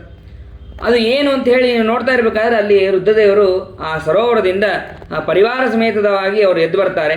ಅವರನ್ನು ನೋಡಿ ಆಶ್ಚರ್ಯ ಪಡ್ತಾರೆ. ಪ್ರಚೇತಸ್ ನಮಸ್ಕಾರ ಮಾಡಿ ಕೈ ಮುಗಿದು ನಿಂತು ಆ ರುದ್ರದೇವರಿಗೆ ಸ್ತೋತ್ರ ಮಾಡ್ತಾರೆ. ಸ್ತೋತ್ರವನ್ನು ಮಾಡಿದ ಮೇಲೆ ಆ ರುದ್ರದೇವರು ಉಪದೇಶ ಮಾಡ್ತಾರಂತೆ. ಜಿತಂಬ ಆತ್ಮವಿದ್ಯೋರ್ಯ ಸ್ವಸ್ಥಯೇ ಸ್ವಸ್ತಿರಸ್ತುವಃ ಭವತಾಂ ರಾಧಸೇ ರಾಜ್ಯಂ ಸರ್ವಸ್ಮ ಆತ್ಮನೇ ನಮಃ. ರುದ್ರಗೀತೆ ಅಂತ ಹೇಳಿ ಆ ಪ್ರಚೇತಸರಿಗೆ ರುದ್ರದೇವರು ಉಪದೇಶ ಮಾಡಿದ್ದಂತಹ ರುದ್ರಗೀತೆ ಅಂತ. ಇದರಲ್ಲಿ ರುದ್ರದೇವರು ಹೇಳಿದ್ದು ಪೂರ್ಣವಾಗಿ ಭಗವಂತನ ಮಹಿಮೆಗಳನ್ನು, ಯಾವ ರೀತಿಯಾಗಿ ಆ ಸಮುದ್ರದಲ್ಲಿ ಹೋಗ್ತಾ ಇದ್ದೀರಿ, ಸಮುದ್ರದಲ್ಲಿ ಕುಳಿತು ನೀವು ತಪಸ್ಸನ್ನು ಮಾಡ್ತಾ ಇದ್ದೀರಿ. ಯಾಕೆಂದರೆ ಇವ್ರಿಗಿಂತ ಸೀನಿಯರ್ ರುದ್ರದೇವರು. ಅವರು ದಶಕಲ್ಪಂ ತಪಶ್ಚೀರ್ಣಂ ರುದ್ರೇಣ ಲವಣಾರ್ಣವೇ ಅಂತ ವಾಕ್ಯ. 10 ಕಲ್ಪದ ತನಕ ಆ ರುದ್ರದೇವರು ತಪಸ್ಸನ್ನು ಮಾಡಿದ್ದಾರಂತೆ ಲವಣಾರ್ಣವದಲ್ಲಿ, ಅಂದರೆ ಸಮುದ್ರದಲ್ಲಿ. ಇವರು ಒಂದು 10,000 ವರ್ಷ ತಪಸ್ಸನ್ನು ಮಾಡ್ತಾ ಇದ್ದಾರೆ. ಇವರಿಗೆ ಯಾವ ರೀತಿಯಾಗಿ ಅಲ್ಲಿ ಇರಬೇಕು ಅನ್ನೋದನ್ನು ತಿಳಿಸೋದಕ್ಕಾಗಿ ಅವರು ಅಲ್ಲಿಗೆ ಬಂದರು ಅಂತ ಅನ್ನೋದನ್ನು ತಿಳ್ಕೋಬೇಕು. ಹಾಗೆ ರುದ್ರದೇವರು ಭಗವಂತನ ಮಹಿಮೆಗಳನ್ನು ವಿಶೇಷವಾಗಿ ವಾಸುದೇವ, ಅನಿರುದ್ಧ, ಪ್ರದ್ಯುಮ್ನ, ಸಂಕರ್ಷಣ ಅನ್ನುವಂತಹ 4 ಮೂರ್ತಿಗಳನ್ನು ಧ್ಯಾನ ಮಾಡಬೇಕು ಅಂತ ಅನ್ನೋದನ್ನು ತಿಳಿಸ್ತಾರೆ. ಅದಾದ ಮೇಲೆ ಈ ಅವರು ತಪಸ್ಸಿಗೆ ಹೋಗಿದ್ದಾರೆ. ಈ ಕಡೆ ಬಹಿಷ್ಮಂತ ಅವನು ಯಜ್ಞ ಮಾಡೋದರಲ್ಲೇ ಶ್ರೇಷ್ಠವಾದಂಥ ಆಸಕ್ತಿ ಉಳ್ಳವನಾಗಿದ್ದ. ಯಾವಾಗಲೂ ಕೂಡ ಒಂದು ಕಡೆ ಹೋಮ ಮುಗೀತು ಅಂದರೆ ಮತ್ತೆ ಇನ್ನೊಂದು ಕಡೆ ಹೋಮಕ್ಕೆ ರೆಡಿನೇ. ಅಷ್ಟು ಕೈಯಲ್ಲಿ ದರ್ಬೆಯನ್ನು ಇಟ್ಕೊಂಡವನವನು. ಅದಕ್ಕೆ ಅವನಿಗೆ ಪ್ರಾಚೀನ ಬರ್ಹಿ ಅಂತಲೂ ಕೂಡ ಅವನಿಗೆ ಕರಿತಾ ಇದ್ದರು. ಅಂದರೆ ಪೂರ್ವ ದಿಕ್ಕಿನಲ್ಲಿ ದರ್ಬೆಯನ್ನು ಹಾಕ್ತಾ ಇದ್ದಕ್ಕೆ ಅವನಿಗೆ ಪ್ರಾಚೀನ ಬರ್ಹಿ ಅಂತ ಕರಿತಾ ಇದ್ದರು. ಒಮ್ಮೆ ಆ ಪ್ರಾಚೀನ ಬರ್ಹಿ ಹತ್ರ ನಾರದರು ಬರ್ತಾರೆ. ನಾರದರು ಬಂದು ಹೇಳ್ತಾರೆ, ನೀನು ಏನು ಮಾಡ್ತಾ ಇದ್ದಿ? ಇಲ್ಲ, ಯಾಗವನ್ನು ಮಾಡ್ತಾ ಇದ್ದೀನಿ. ಈಗ ಒಂದು ಕಡೆ ಹೋಮ ಮುಗೀತು, ಇನ್ನೊಂದು ಕಡೆ ಹೋಮ ಮಾಡ್ಸೋಕ್ಕೆ ಹೋಗ್ತಾ ಇದ್ದೀನಿ, ಹೋಮ ಮಾಡೋದಕ್ಕೆ ಹೋಗ್ತಾ ಇದ್ದೀನಿ. ಅದಕ್ಕೆ ನಾರದರು ಹೇಳ್ತಾರೆ, ಅವನಿಗೆ ಯಾವ ರೀತಿಯಾದಂತಹ ಶ್ರೇಯಸ್ಸನ್ನು ನೀನು ಸಂಪಾದನೆ ಮಾಡ್ತಾ ಇದ್ದೆ ಗೊತ್ತಾ? ಆ ಶ್ರೇಯಸ್ಸಿನ ಮಾರ್ಗ ಯಾವುದು ನಂಗೆ ಗೊತ್ತೇ ಇಲ್ಲ, ಅದೇನು ನಾನು ಕೇಳೇ ಇಲ್ಲ. ಅದಕ್ಕೆ ನಾರದರಿಗೆ ಕೇಳ್ತಾನೆ, ಆ ಉಪದೇಶವನ್ನು ಮಾಡಿರಿ ಅಂತಂದಾಗ ಅದಕ್ಕೆ ನಾರದರು ಹೇಳ್ತಾರೆ, ಕರ್ಮ ಮಾರ್ಗಕ್ಕಿಂತ ಜ್ಞಾನ ಮಾರ್ಗ ಅಂತ ಅನ್ನೋದು ಶ್ರೇಷ್ಠ. ಅದಕ್ಕೆ ಒಂದು ಇತಿಹಾಸವನ್ನು, ಚರಿತ್ರೆಯನ್ನು ಹೇಳ್ತಾರೆ. ಪುರಂಜನ ಅಂತನ್ನುವಂತಹ ಒಬ್ಬ ವ್ಯಕ್ತಿ ಇರ್ತಾನೆ. ಅವನು ಯಾರು ಅಂತಂದರೆ, ಈ ರಾಜ ಅಂದರೆ ಪುರಂಜನ ಅಂತನ್ನುವನು ಕೇವಲ ಒಬ್ಬ ವ್ಯಕ್ತಿ, ಯಾವುದೋ ಭಾಗವತದಲ್ಲಿ ಬಂದಿದೆ ಅನ್ನುವಂತಹ ಹೆಸರು ಅಷ್ಟೇ ಅಲ್ಲ, ಇವನು ಎಲ್ಲ ಜೀವರ ಅಭಿಮಾನಿ, ನಿತ್ಯ ಸಂಸಾರಿಗಳ ಅಭಿಮಾನಿ ಇವನು ಅಂತನ್ನೋದನ್ನು ತಿಳಿಸ್ತಾರೆ. ಆ ರಾಜನ ಜೊತೆಗೆ ಒಬ್ಬ ಸ್ನೇಹಿತ ಇರ್ತಾನೆ. ಅವನ ಹೆಸರು ಅವಿಜ್ಞಾತ ಸಖ ಅಂತ ಹೇಳಿ. ಅವನು ಯಾವಾಗಲೂ ಕೂಡ ಜೊತೆಗೆ ಇರ್ತಾನೆ. ಅವನಿಗೆ ಅನೇಕ ಪಟ್ಟಣಗಳನ್ನು, ತನಗೆ ಯೋಗ್ಯವಾದಂತಹ ಪಟ್ಟಣ ಹುಡುಕಬೇಕು, ನಾನು ಸುಖವಾಗಿರಬೇಕು ಅಂತ ಅನ್ನೋದಕ್ಕೆ ಏನು ಪಟ್ಟಣ ಬೇಕೋ ಆ ಪಟ್ಟಣವನ್ನು ಹುಡುಕ್ತೀನಿ ಅಂತೇಳಿ ಹೋಗ್ತಾ ಇರ್ತಾನೆ. ಹೋಗಬೇಕಾದ್ರೆ ನೋಡ್ತಾನೆ, ಎಲ್ಲಿ ನೋಡಿದ್ರೂ ಸಿಗೋದೇ ಇಲ್ಲ. ಆಮೇಲೆ ಒಮ್ಮೆ ಹಿಮಾಚಲದ ಪರ್ವತದ ತಪ್ಪಲಿನಲ್ಲಿ ಒಂದು ಸುಂದರವಾದಂತಹ ಪಟ್ಟಣವನ್ನು ನೋಡ್ತಾನೆ. ಆ ಪಟ್ಟಣದ ಸಮೀಪದಲ್ಲಿ ಒಬ್ಬಳು ಸುಂದರವಾದಂತಹ ಸ್ತ್ರೀ ಇರ್ತಾಳೆ. ಇಷ್ಟೋ ತನಕ ಜೊತೆಗೇ ಇದ್ದಂತಹ ಅವಿಜ್ಞಾತ ಸಖ ಅವನನ್ನು ಆ ಸ್ತ್ರೀ ನೋಡಿದ ತಕ್ಷಣ ಮರ್ತೇ ಬಿಡ್ತಾನೆ. ಆಮೇಲೆ ಅವಳಿಗೆ ಯಾವಾಗಲೂ ಕೂಡ 5 ಹೆಡೆಯ ಸರ್ಪ ಕಾವಲಿಗಾಗಿ ನಿಂತಿರುತ್ತೆ. ಮತ್ತು 11 ಜನ ಭಟರಿರ್ತಾರೆ. ಅವರ ಮಧ್ಯೆ ಒಬ್ಬ ನಾಯಕ. ಆ ಭಟರಿಗೆ ಒಬ್ಬೊಬ್ಬರಿಗೂ ಕೂಡ 100 ಜನ ದಾಸಿಯರಿರ್ತಾರೆ. ಆಮೇಲೆ ಪುರಂಜನ ಆಕೆಯನ್ನು ತನ್ನ ಗೃಹಿಣಿ ಆಗುವಂತೆ, ನನ್ನ ಪತ್ನಿ ಆಗುವಂತೆ ಕೇಳ್ಕೊತಾನೆ. ಕೇಳಿದಾಗ ಅದಕ್ಕೆ ಆಯಿತು ಅಂತ ಹೇಳಿ ಅವಳು ಕೂಡ ಒಪ್ಕೊತಾಳೆ. ಆ ಪಟ್ಟಣ ಹೇಗಿರುತ್ತೆ ಅಂತಂದರೆ, ಪೂರ್ವದಲ್ಲಿ 5 ದ್ವಾರಗಳು, ಮತ್ತು ದಕ್ಷಿಣದಲ್ಲಿ 2 ದ್ವಾರ, 1 ದ್ವಾರ, ಮತ್ತು ಉತ್ತರದಲ್ಲಿ 1 ದ್ವಾರ, ಪಶ್ಚಿಮದಲ್ಲಿ 2 ದ್ವಾರ, ಹೀಗೆ ಎಲ್ಲ ದ್ವಾರಗಳು ಇರುತ್ತೆ. ಅದಕ್ಕೆ ಇನ್ನೊಂದು ಏನು ಅಂತಂದರೆ, ಆ 5 ದ್ವಾರದಲ್ಲಿ ಪೂರ್ವದ 5 ದ್ವಾರ, ಅದರಲ್ಲಿ ಕದ್ಯೋತ, ನಳಿನಿ, ನಾಳಿನಿ ಮತ್ತು ಆವಿರ್ಮುಖ, ವಿಭ್ರಾಜಿತ ಅನ್ನುವಂತಹ ಪಟ್ಟಣಕ್ಕೆ ಹೋಗ್ತಾ ಇರ್ತಾರೆ. ಒಂದೊಂದು ದ್ವಾರದಿಂದ ಒಂದೊಂದು ಪಟ್ಟಣಕ್ಕೆ ಹೋಗೋದು. ಅದ್ರ ಜೊತೆಗೆ ಒಳಗೆ ಹೋಗಬೇಕಾದ್ರೆ ಒಬ್ಬ ಗೆಳೆಯನೂ ಕೂಡ ಇರ್ತಾನೆ. ವಿಭ್ರಾಜಿಕ ಪಟ್ಟಣಕ್ಕೆ ಹೋಗಬೇಕಾದ್ರೆ ದಿವಾನ್ ಅಂತನ್ನುವಂತಹ ಒಬ್ಬ ಗೆಳೆಯ ಇರ್ತಾನೆ. ಮತ್ತು ನಳಿನಿ, ನಾಳಿನಿ ಅಂತನ್ನುವಂತಹ ಒಂದು ದ್ವಾರ, ಅಲ್ಲಿ ಹೋಗಬೇಕಾದ್ರೆ ಸೌರಭ ಅಂತನ್ನುವಂತಹ ಪಟ್ಟಣಕ್ಕೆ ಹೋಗ್ತಾನೆ. ಅಲ್ಲಿ ಅವಧೂತ ಸಖ ಅಂತನವನು ಅಲ್ಲಿರ್ತಾನೆ. ಮತ್ತು ಇನ್ನೊಂದು ಯಾವುದು ಅಂತಂದರೆ ಮುಖ್ಯ ಅಂತನ್ನುವಂತಹ ಒಂದು ದ್ವಾರ, ಅಲ್ಲಿ ಆಪಣ ಬಹುಧನ ಅಂತನ್ನುವಂತಹ ಪಟ್ಟಣಕ್ಕೆ ಹೋಗ್ತಾ ಇರ್ತಾರೆ. ಅಲ್ಲಿ ರಸಜ್ಞ ವಿಪಣ ಅಂತನ್ನುವಂತಹ 2 ಗೆಳೆಯರು ಇರ್ತಾರೆ. ಹೀಗೆ ಇರ್ತಾರೆ. ಮತ್ತು ದಕ್ಷಿಣ ದಿಕ್ಕದಲ್ಲಿ ಪಿತೃಭೂ, ಅಲ್ಲಿ ದಕ್ಷಿಣ ಪಾಂಚಾಲ ಮತ್ತು ಶ್ರುತಧರ ಅಂತನ್ನುವಂತಹ ಒಬ್ಬ ಗೆಳೆಯ ಇರ್ತಾನೆ. ಮತ್ತು ದೇವಭೂ ಅಂತೇಳಿ ಉತ್ತರ ದಿಕ್ಕು, ಅಲ್ಲಿ ಉತ್ತರ ಪಾಂಚಾಲಕ್ಕೆ ಹೋಗ್ತಾ ಇರ್ತಾರೆ. ಅಲ್ಲೂ ಕೂಡ ಶ್ರುತಧರ ಅಂತನ್ನೋನೇ ಇರ್ತಾನೆ. ಮತ್ತು ಪಶ್ಚಿಮ ದಿಕ್ಕಿನಲ್ಲಿ ಆಸುರಿ ಮತ್ತು ನಿವೃತ್ತಿ ಅಂತನ್ನುವಂತಹ ಪಟ್ಟಣ, ಅದು ದ್ವಾರ, ಅಲ್ಲಿ ಗ್ರಾಮ್ಯಕ ಮತ್ತು ವೈಶಸ ಅಂತನ್ನುವಂತಹ ಪಟ್ಟಣ, ಅಲ್ಲಿ ದ್ರುಮದ ಮತ್ತು ಲುಬ್ಧಕ ಅಂತನ್ನುವಂತಹ ಗೆಳೆಯರು ಹೀಗೆ ಇರ್ತಾರೆ. ಇವನು ಆ ಪತ್ನಿ ಜೊತೆ ವಿವಾಹವನ್ನು ಮಾಡಿಕೊಂಡು, ಅಂದರೆ ಆ ಗೃಹಿಣಿ ಜೊತೆ ವಿವಾಹವನ್ನು ಮಾಡಿಕೊಂಡು ಅದೇ ಇದರಲ್ಲಿ ಸುತ್ತಾ ಇದ್ದಾನೆ. ಒಂದು ದಿವಸ ಈ ಪಟ್ಟಣಕ್ಕೆ ಹೋಗೋದು, ಒಂದು ದಿವಸ ಈ ಪಟ್ಟಣಕ್ಕೆ ಹೋಗೋದು, ಹೀಗೆ ಅಲ್ಲಿ ತಿರುಗ್ತಾ ಇದ್ದಾನೆ, ವಿಹಾರವನ್ನು ಮಾಡ್ತಾ ಇದ್ದಾನೆ. ಆ ಪ್ರಮದ ಅವಳ ಹೆಸರು. ಆ ಪ್ರಮದ ಜೊತೆ ವಿಹಾರವನ್ನು ಮಾಡ್ತಾ ಇದ್ದಾನೆ. ಆದರೆ ಪೂರ್ಣವಾಗಿ ಆ ಹೆಂಡತಿಯ ವಶದಲ್ಲಿ ಇದ್ದಾನೆ. ಹೆಂಡತಿಯನ್ನು ಬಿಟ್ಟು ಬೇಟೆಯನ್ನು ಮಾಡೋದಕ್ಕೆ ಒಂದು ದಿವಸ ಹೋಗ್ತಾನೆ. ರಾಜ ಎಷ್ಟು ಬೇಟೆ ಮಾಡಬಹುದು ನಿಯಮ ಇದೆಯೋ ಅದನ್ನು ಮೀರಿ ಬೇಟೆ ಆಡ್ತಾನೆ. ಆಸೆಗೊಂಡು ಹಿಂದಿರುಗ್ತಾನೆ. ಸ್ನಾನ ಪಾನಾದಿಗಳನ್ನು ಮಾಡಿ ಪತ್ನಿ ಕಡೆ ಮನಸ್ಸನ್ನು ಮಾಡಿ ಅಂತಃಪುರಕ್ಕೆ ಬರ್ತಾನೆ. ಆವಾಗ ಪತ್ನಿ ತನ್ನನ್ನು ಬಿಟ್ಟು ಹೋಗಿದ್ದಕ್ಕೆ ಬಹಳ ಕೋಪ ಮಾಡ್ಕೊಂಡು ಮಲಗಿರ್ತಾಳೆ. ನಾನಾ ಬಗೆಯಿಂದ ಆಕೆಯನ್ನು ಸಮಾಧಾನ ಮಾಡ್ತಾನೆ. ಅವಳ ಜೊತೆ ವಿಹಾರವನ್ನು ಮಾಡ್ತಾ ಮತ್ತೆ ಕಾಲವನ್ನು ಏನು ಕಾಲ ಹೋಗ್ತಾ ಇದೆ ಅಂತನ್ನೋದೇ ಗೊತ್ತಾಗಲಿಲ್ಲ. ಒಮ್ಮೆ ಹೀಗಿರಬೇಕಾದ್ರೆ ಚಂಡವೇಗ ಮತ್ತು ಅನ್ನುವಂತಹ ಶತ್ರು ಬರ್ತಾನೆ. ಅವನ ಪರಿವಾರ ಆಗಿ 360 ಗಂಧರ್ವರು, 360 ಗಂಧರ್ವಿಯರು ಬರ್ತಾರೆ. ಆ ಚಂಡವೇಗನ ಹಾವಳಿಯಿಂದ ಏನಾಗುತ್ತೆ ಅಂತಂದರೆ ಪಟ್ಟಣ ಎಲ್ಲವೂ ಕೂಡ ಶಿಥಿಲ ಆಗ್ತಾ ಹೋಗುತ್ತೆ. 5 ಹೆಡೆ ಸರ್ಪವು ಕೂಡ ಆ ಪಟ್ಟಣವನ್ನು ರಕ್ಷಣೆ ಮಾಡ್ತಾ ಇತ್ತು. ಅದು ಎಷ್ಟಾಗುತ್ತೆ, ಅದಕ್ಕೆ ಎಷ್ಟು ಶಕ್ತಿ ಇದೆಯೋ ಅಷ್ಟು ರಕ್ಷಣೆ ಮಾಡೋದು ಪ್ರಾರಂಭ ಮಾಡ್ತು. ಆದರೆ ಅದರ ಶಕ್ತಿ ಮುಗೀತು. ಅದು ಕೂಡ ಶಕ್ತಿಯೂ ಕೂಡ ಕಮ್ಮಿ ಆಗಿದೆ. ಆ ಸರ್ಪದ ವ್ಯಾಪಾರವೂ ಕೂಡ ಕಮ್ಮಿ ಆಗಿದೆ. ಆಮೇಲೆ ಆದರೂ ಅಂತಃಪುರದಲ್ಲಿ ಇವನು ಪತ್ನಿಯ ಜೊತೆ ವಿಹಾರವನ್ನು ಮಾಡ್ತಾ ಇದ್ದಾನೆ. ಆ ಪುರಂಜನ ಯುದ್ಧ ಮಾಡಬೇಕು ಅಂತನ್ನುವಂತಹ ಜ್ಞಾನನೇ ಇಲ್ಲ. ಹಾಗೆ ಕಾಲವನ್ನು ಕಳೀತಾ ಇದ್ದಾನೆ. ಆಮೇಲೆ ಈ ಮಧ್ಯದಲ್ಲಿ ಒಬ್ಬಳು ಎಲ್ಲರನ್ನ ನನ್ನನ್ನು ಮದುವೆ ಆಗು ಅಂತ ಹೇಳಿ ಒಬ್ಳು ಕೇಳ್ತಾ ಇರ್ತಾಳೆ. ಆವಾಗ ಆದರೆ ಯಾರೂ ಕೂಡ ಅವಳನ್ನು ಮದುವೆ ಆಗ್ತಾ ಇಲ್ಲ. ದುರ್ಭಗ ಅಂತ ಅವಳ ಹೆಸರು. ಅವಳು ನನ್ನನ್ನು ಮದುವೆ ಆಗು ಅಂತ ಹೇಳ್ತಾ ಇರ್ತಾಳೆ. ಆದರೆ ಯಾರೂ ಕೂಡ ಮದುವೆ ಆಗೋದಿಲ್ಲ. ಆಮೇಲೆ ನಾರದರ ಆದೇಶದಂತೆ ಅವಳು ಏನು ಮಾಡ್ತಾಳೆ ಅಂತಂದರೆ ಯವನರಾಜನಲ್ಲಿ ಹೋಗಿ ಪ್ರಾರ್ಥನೆ ಮಾಡ್ತಾಳೆ. ಇದನ್ನು ನಾರದರು ಕಥೆ ಹೇಳ್ತಾ ಇದ್ದಾರೆ. ನಾರದರಿಗೂ ಕೂಡ ಅವಳು ಬಂದು ನನ್ನನ್ನು ಮದುವೆ ಆಗ್ರಿ ನೀವು ಅಂತ ಕೇಳ್ತಾಳಂತೆ. ಅದಕ್ಕೆ ಇಲ್ಲಪ್ಪ ನಾನು ಸನ್ಯಾಸಿ, ಹಾಗಾದರೆ ನಿಮಗೆ ಶಾಪ ಕೊಡ್ತೀನಿ ಅಂತೇಳಿ ಅವಳು ಶಾಪ ಕೊಡ್ತಾಳಂತೆ. ಏನು ಶಾಪ ಅಂತಂದರೆ ನೀವು ಇನ್ನೂ ಜಾಸ್ತಿ ಸಂಚಾರ ಮಾಡಿರಿ ಅಂತ. ಅವರು ಶಾಪನೇ ಆಗಲಿಲ್ಲ, ಅದು ಇನ್ನೂ ವರನೇ ಆಯಿತು ಅಂತ ಅಂದ್ಕೊಂಡು ಸುಮ್ಮನೆ ಆಗ್ತಾರೆ. ಆಮೇಲೆ ಆ ಪ್ರಜ್ವಾರ ಜ್ವರ ಅವ್ರ ಹತ್ರ ಹೋಗಿ, ಚಂಡವೇಗ ಪ್ರಜ್ವಾರ ಹತ್ರ ಹೋಗಿ ಅವಳು ಕೂಡ ಅಲ್ಲಿ ಸೇರ್ತಾಳೆ. ಅದನ್ನು ಪಟ್ಟಣಗಳ ಮೇಲೆ ದಾಳಿ ಮಾಡ್ತಾ ಈ ಪಟ್ಟಣಕ್ಕೂ ಕೂಡ ದಾಳಿಯನ್ನು ಮಾಡಿದ್ದಾರೆ. ಏನು ಮಾಡಿದ್ರು ಆ ಪುರಂಜನ ಪಟ್ಟಣದಿಂದ ಹೊರಗೆ ಬರಲಿಲ್ಲ. ಆಮೇಲೆ ಆ ಪುರಂಜನನ್ನು ಸಂಹಾರ ಮಾಡಿದ್ದಾರೆ. ಅವನು ಮರಣವನ್ನು ಹೊಂದಬೇಕಾದ್ರೆ ತನ್ನ ಪತ್ನಿಯನ್ನೇ ಸ್ಮರಣೆ ಮಾಡಿಕೊಂಡೇ ಅವನು ಮರಣವನ್ನು ಹೊಂದಿದ್ದಾನೆ. ಮುಂದೆ ಆ ವಿದರ್ಭ ರಾಜನಿಗೆ ಮಗನಾಗಿ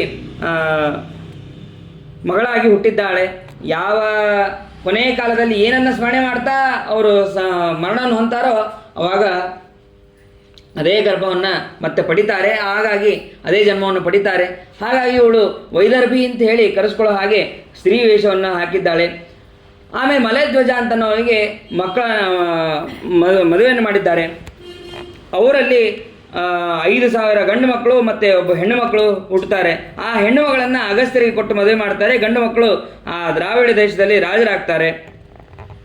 ಹೀಗೆ ಅಲ್ಲೂ ಕೂಡ ಹಾಗೆ ಬೆಳೀತಾ ಹೋಗಿದ್ದಾರೆ. ಕೊನೆಗೆ ಒಂದು ದಿನ ಆ ಮಲಯಧ್ವಜನ ಸೇವೆಯನ್ನು ಮಾಡ್ತಾ ಇದ್ದಾಳೆ ಈ ವೈದರ್ಭಿ. ಒಂದು ದಿನ ಆ ಮಲಯಧ್ವಜ ನದಿಯಲ್ಲಿ ಸ್ನಾನವನ್ನು ಮಾಡಬೇಕಾದ್ರೆ ಅವನ ದೇಹ ತ್ಯಾಗ ಆಗಿದೆ. ಅದು ಗೊತ್ತಾದ ತಕ್ಷಣ ಇವಳು ಕೂಡ ದೇಹವನ್ನು ತ್ಯಾಗ ಮಾಡಬೇಕು ಅಂತ ಹೋಗ್ತಾಳೆ. ಆವಾಗ ಹಿಂದೆ ಯಾವ ಅವಿಜ್ಞಾತ ಸಗನನ್ನು ಬಿಟ್ಟಿದ್ಲಲ್ಲ ಅವನು ಬರ್ತಾನೆ. ವೈದರ್ಭಿ, ನೀನು ವೈದರ್ಭಿ ಅಲ್ಲ, ನೀನು ಸ್ತ್ರೀ ಅಲ್ಲ, ಪುರುಷ ನೀನು ಅಂತ ಅವಿಜ್ಞಾತ ಸಖ ಅಂತ ಹೇಳ್ತಾನೆ.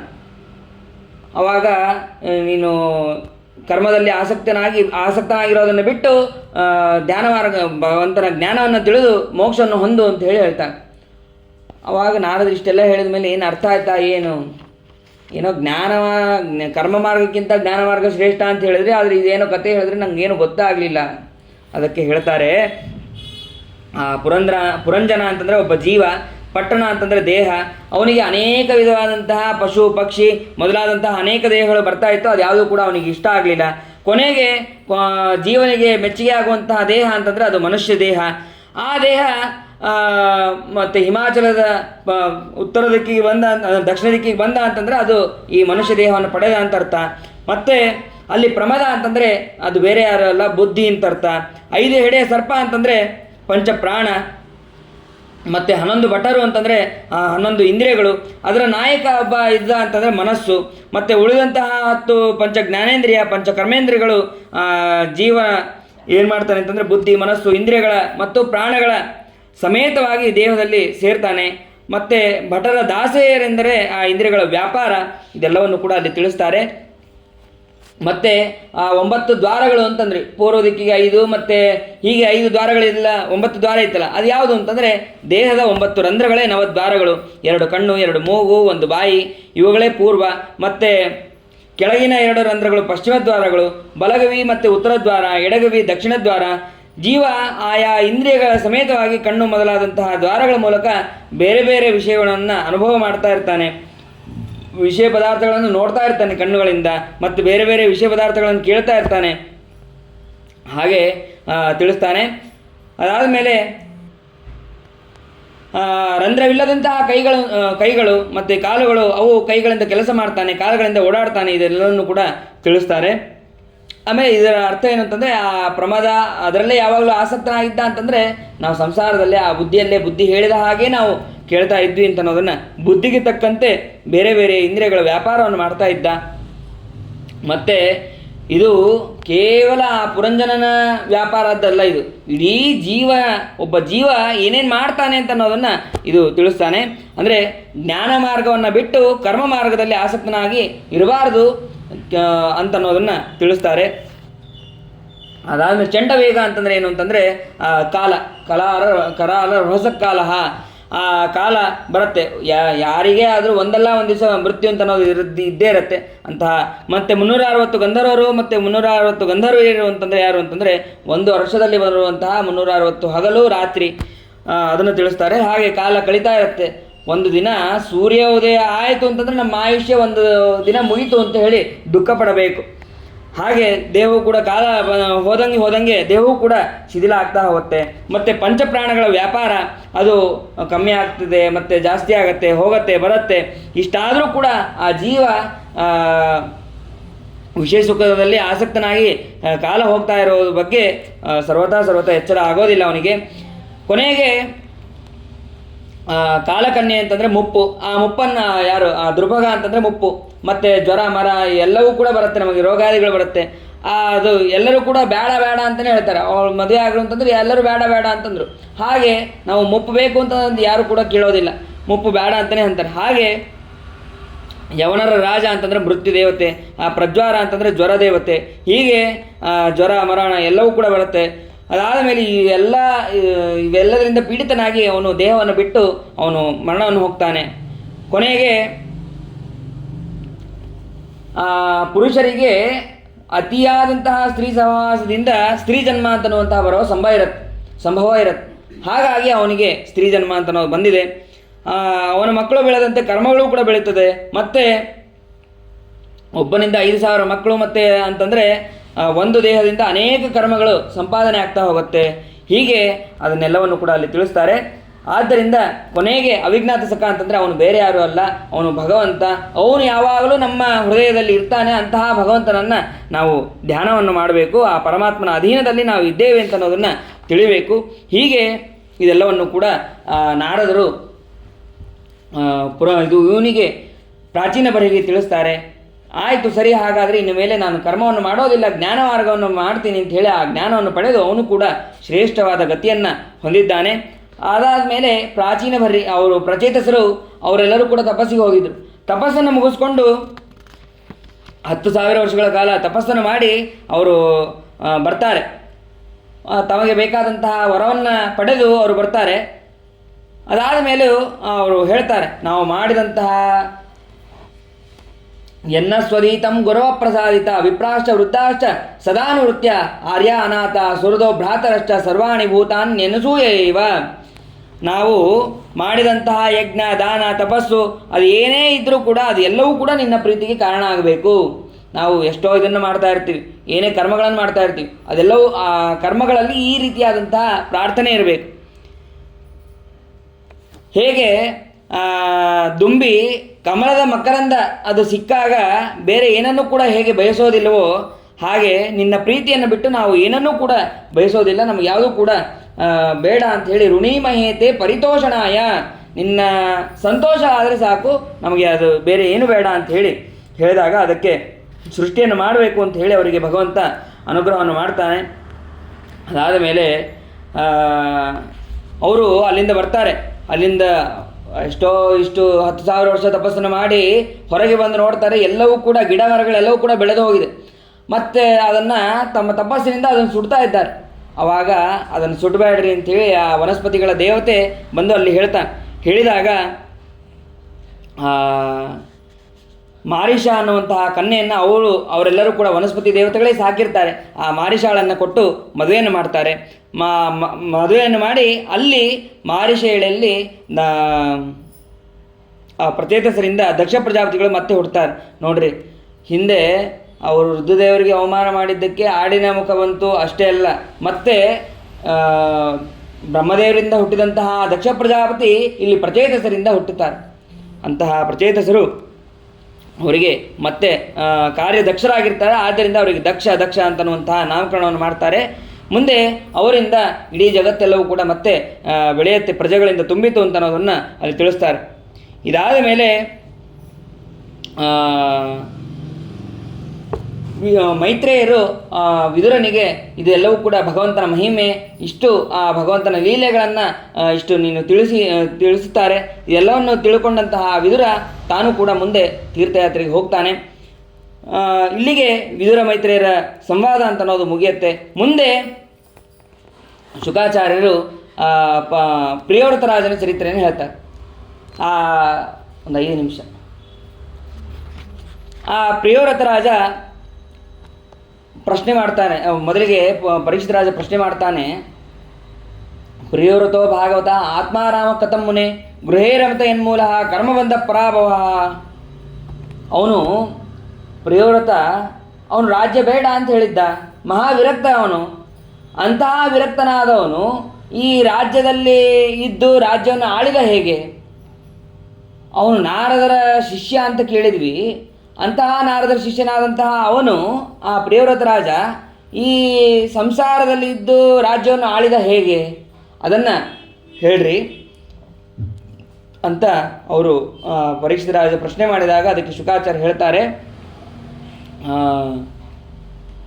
ಸನ್ಯಾಸವನ್ನು ಸ್ವೀಕಾರ ಮಾಡೋದಕ್ಕೆ ಹೋಗಿದ್ದು ನಿಜ, ನಾರದರ ಶಿಷ್ಯರೂ ಕೂಡ ನಿಜ. ಆದರೆ ಅಂತಹ ಆ ವ್ಯಕ್ತಿಯೇ ಪ್ರಿಯವ್ರತ ರಾಜ ಹೇಗೆ ರಾಜ್ಯವನ್ನು ಆಳಿದ ಅಂತಂದರೆ ಅದಕ್ಕೆ ಹೇಳ್ತೀನಿ. ಒಮ್ಮೆ ಪ್ರಿಯವ್ರತ ನಾರದರ ಹತ್ರ ಹೋಗ್ತಾ ಇರ್ತಾನೆ, ಅಂದರೆ ಸನ್ಯಾಸಾಶ್ರಮವನ್ನು ತೊಗೊಳೋದಕ್ಕೆ ಅಂತ ಹೋಗ್ತಾ ಇರ್ತಾನೆ. ಅವಾಗ ಸ್ವಯಂಭೂಮನು ಬಂದು ಹೇಳ್ತಾನೆ, ಇಲ್ಲ ನೀನು ರಾಜ್ಯವನ್ನು ಪಾಲನೆ ಮಾಡಬೇಕು, ಮತ್ತು ನಿನ್ನ ಕರ್ತವ್ಯ ಅದು ಅಂತ ಹೇಳಿ ಆ ಸ್ವಯಂಭೂಮನು ಹೇಳ್ತಾನೆ. ಸ್ವಯಂಭೂಮನು ಹೇಳಿದಾಗ ಕೇಳೋದಿಲ್ಲ, ಇಲ್ಲ ನಾನು ತಪಸ್ಸಿಗೆ ಹೋಗ್ತೀನಿ ಅಂತ. ಅವ್ರು ಬ್ರಹ್ಮದೇವರೇ ಬಂದು ಹೇಳ್ತಾರೆ, ಈಗ ತಂದೆ ಮಾತನ್ನು ಕೇಳದೇ ಇದ್ದರೆ ತಾತ ಬಂದು ಹೇಗೆ ಇಲ್ಲ ನೀನು ಇಂತಹ ಕೆಲಸವನ್ನು ಮಾಡಬೇಕು ಅಂತ ಹೇಳಿ ತಾತ ಬಂದು ಹೇಳ್ತಾರಲ್ಲ, ಹಾಗೆ ಇವನಿಗೆ ತಾತ ಬ್ರಹ್ಮದೇವರು, ಆ ಬ್ರಹ್ಮದೇವರೇ ಬಂದು ಹೇಳ್ತಾ ಇದ್ದಾರೆ.